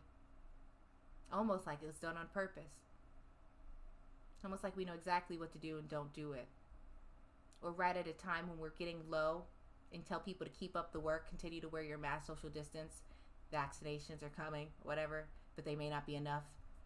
But hey, as of now, continue to vaccine, mask, social distance. No. They tell you, it's almost like you're this close, then you sit down. And when I tell people, it's to think of why and to tell them of this financial incentive because that's how capitalism works. When money is made, they throw humanity underneath the bus. We've seen it with deforestation. We've seen it how oil. We've seen it in so many industries. Meat industries. Like, if it's money, ethics go out the window. And you think those same people are about to beguile you. The same people who knew that climate change was happening and would happen and they continue to do and hide the research. You don't think they're trying to hide the research to get as much money out of it as they can? Come on now, people. I'm literally showing it to you. It doesn't make sense. Make it make sense. It won't make sense lest you take into account that there is a financial incentive that they know of and they're purposely working towards getting that payout for the people they serve, which is not you or I. And how many times do you have to be told that we're the product? But who knew that there was money?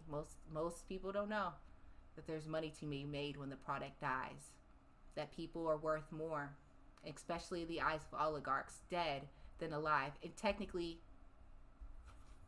fiscally or financially, they are worth.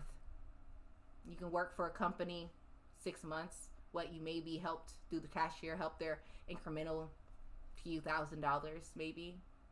They got a policy now on you worth a couple $100,000. You then are technically worth more dead to that company. You see how that works? You see that slippery slope that our government allowed as it to occur legally, an incentive to do so, and you could also you can also not have to pay taxes on it. I snuck in a little. There's that, but you have to get consent, and that's very loose. All they gotta do, they've seen it, been caught where they'll sneak it in the fine print. Just sign it while you're doing your little documents online. You know, doing your little signature, or not signature, but initial. And that's if they want to go through the hassle of sneaking that in, so that they don't have to pay taxes. But what's worth paying taxes, 30%, whatever, on it? Still gonna get hundreds of thousands in profit And you don't have to worry about the employee knowing or their families. That's how we work here in America. That explains why the debt was allowed to get so high, why they deny us the essentials we need during a pandemic to do it correctly, while they'll lie to us. Tell us, they know exactly, oh, we couldn't get the votes. You have all three branches of government. You couldn't do what was needed. You don't want to do it. Could it be that those whom you serve have a financial incentive for this time to be drawn out as long as possible? People to lose their homes.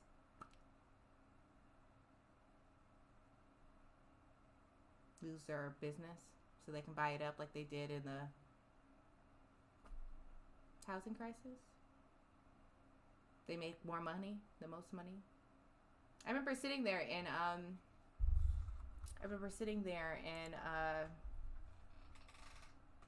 real estate seminars, and they would say how, I know people say the housing crisis is back when I was middle school, but that's actually, where the average would see it as, not dystopia, but like bad.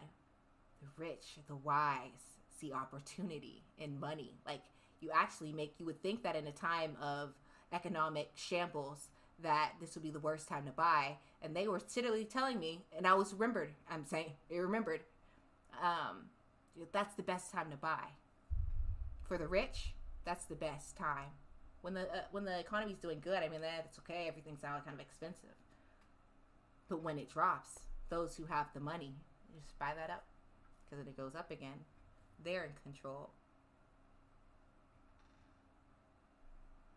Sick people. That's why we go through the suffering we do. Why we have to beg for scraps. Beg for scraps. Beg for 15. With inflation, we're supposed to be getting paid at least $24, $25 by now. The wealthiest have doubled their wealth. We have lost, and our wages have stayed. And we're just like good little wage slaves. We complain a little, but not really. We'll go back to work.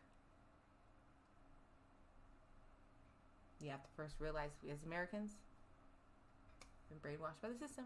We gotta wake up to the truth. The only way to do it is to sell the truth and to learn the truth. So, anyway. Alrighty. Ow, I've been sitting in this chair for a while, y'all. Alrighty. So it's been a good stream. It is getting later, and I've been on for a little bit over 3.5 hours. I do need a new chair. But I try to make it work, or I need to get a cushion in this chair. But anyway, thank you guys for tuning in. It's been a fun stream. Thank Matthew for coming on. It's always good to talk to him. And I hope you guys enjoyed the conversation about a moneyless society. And I hope you guys got something and learned, something, from the information given about, the vaccine, the variants. And you guys keep your guards up, stay masked up, listen to the actual scientists, and beware, because this next couple of months, their days are about to be rocky, and a lot of people are going to be hit by surprise. And it's very sad to think what is to come, but I hope you guys are prepared and spread the word, and continue to do your research and spread it with your friends and your family. Get the vaccine, but still wear your mask. So, but yeah. Also, before I do head off, I do want to say our goal is to reach 50 followers here on Twitch. This is ending our 3rd week of streaming. And so our goal is to reach 50 followers. We're going strong here on Twitch, so we can get to the affiliates level. And yeah, so if you did like the stream, if you like what you heard, hit that follow button. And of course, if you're on YouTube, hit the follow button as well if you're not already following.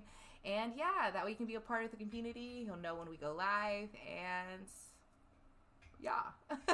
So again, I like to end it with Chi Chi, but Chi Chi's again, she's asleep over there, and she is not getting up for me. So you guys don't get to see Chi Chi, but again, you should be back on Monday, but possibly Tuesday, because we do normally stream during the week. Um, there's a slight chance that I may be on Sundays, so that's why you hit the follow button and you'll know. But for the most part, I'll just say this. I'll see you guys on Monday. All right. And until next time,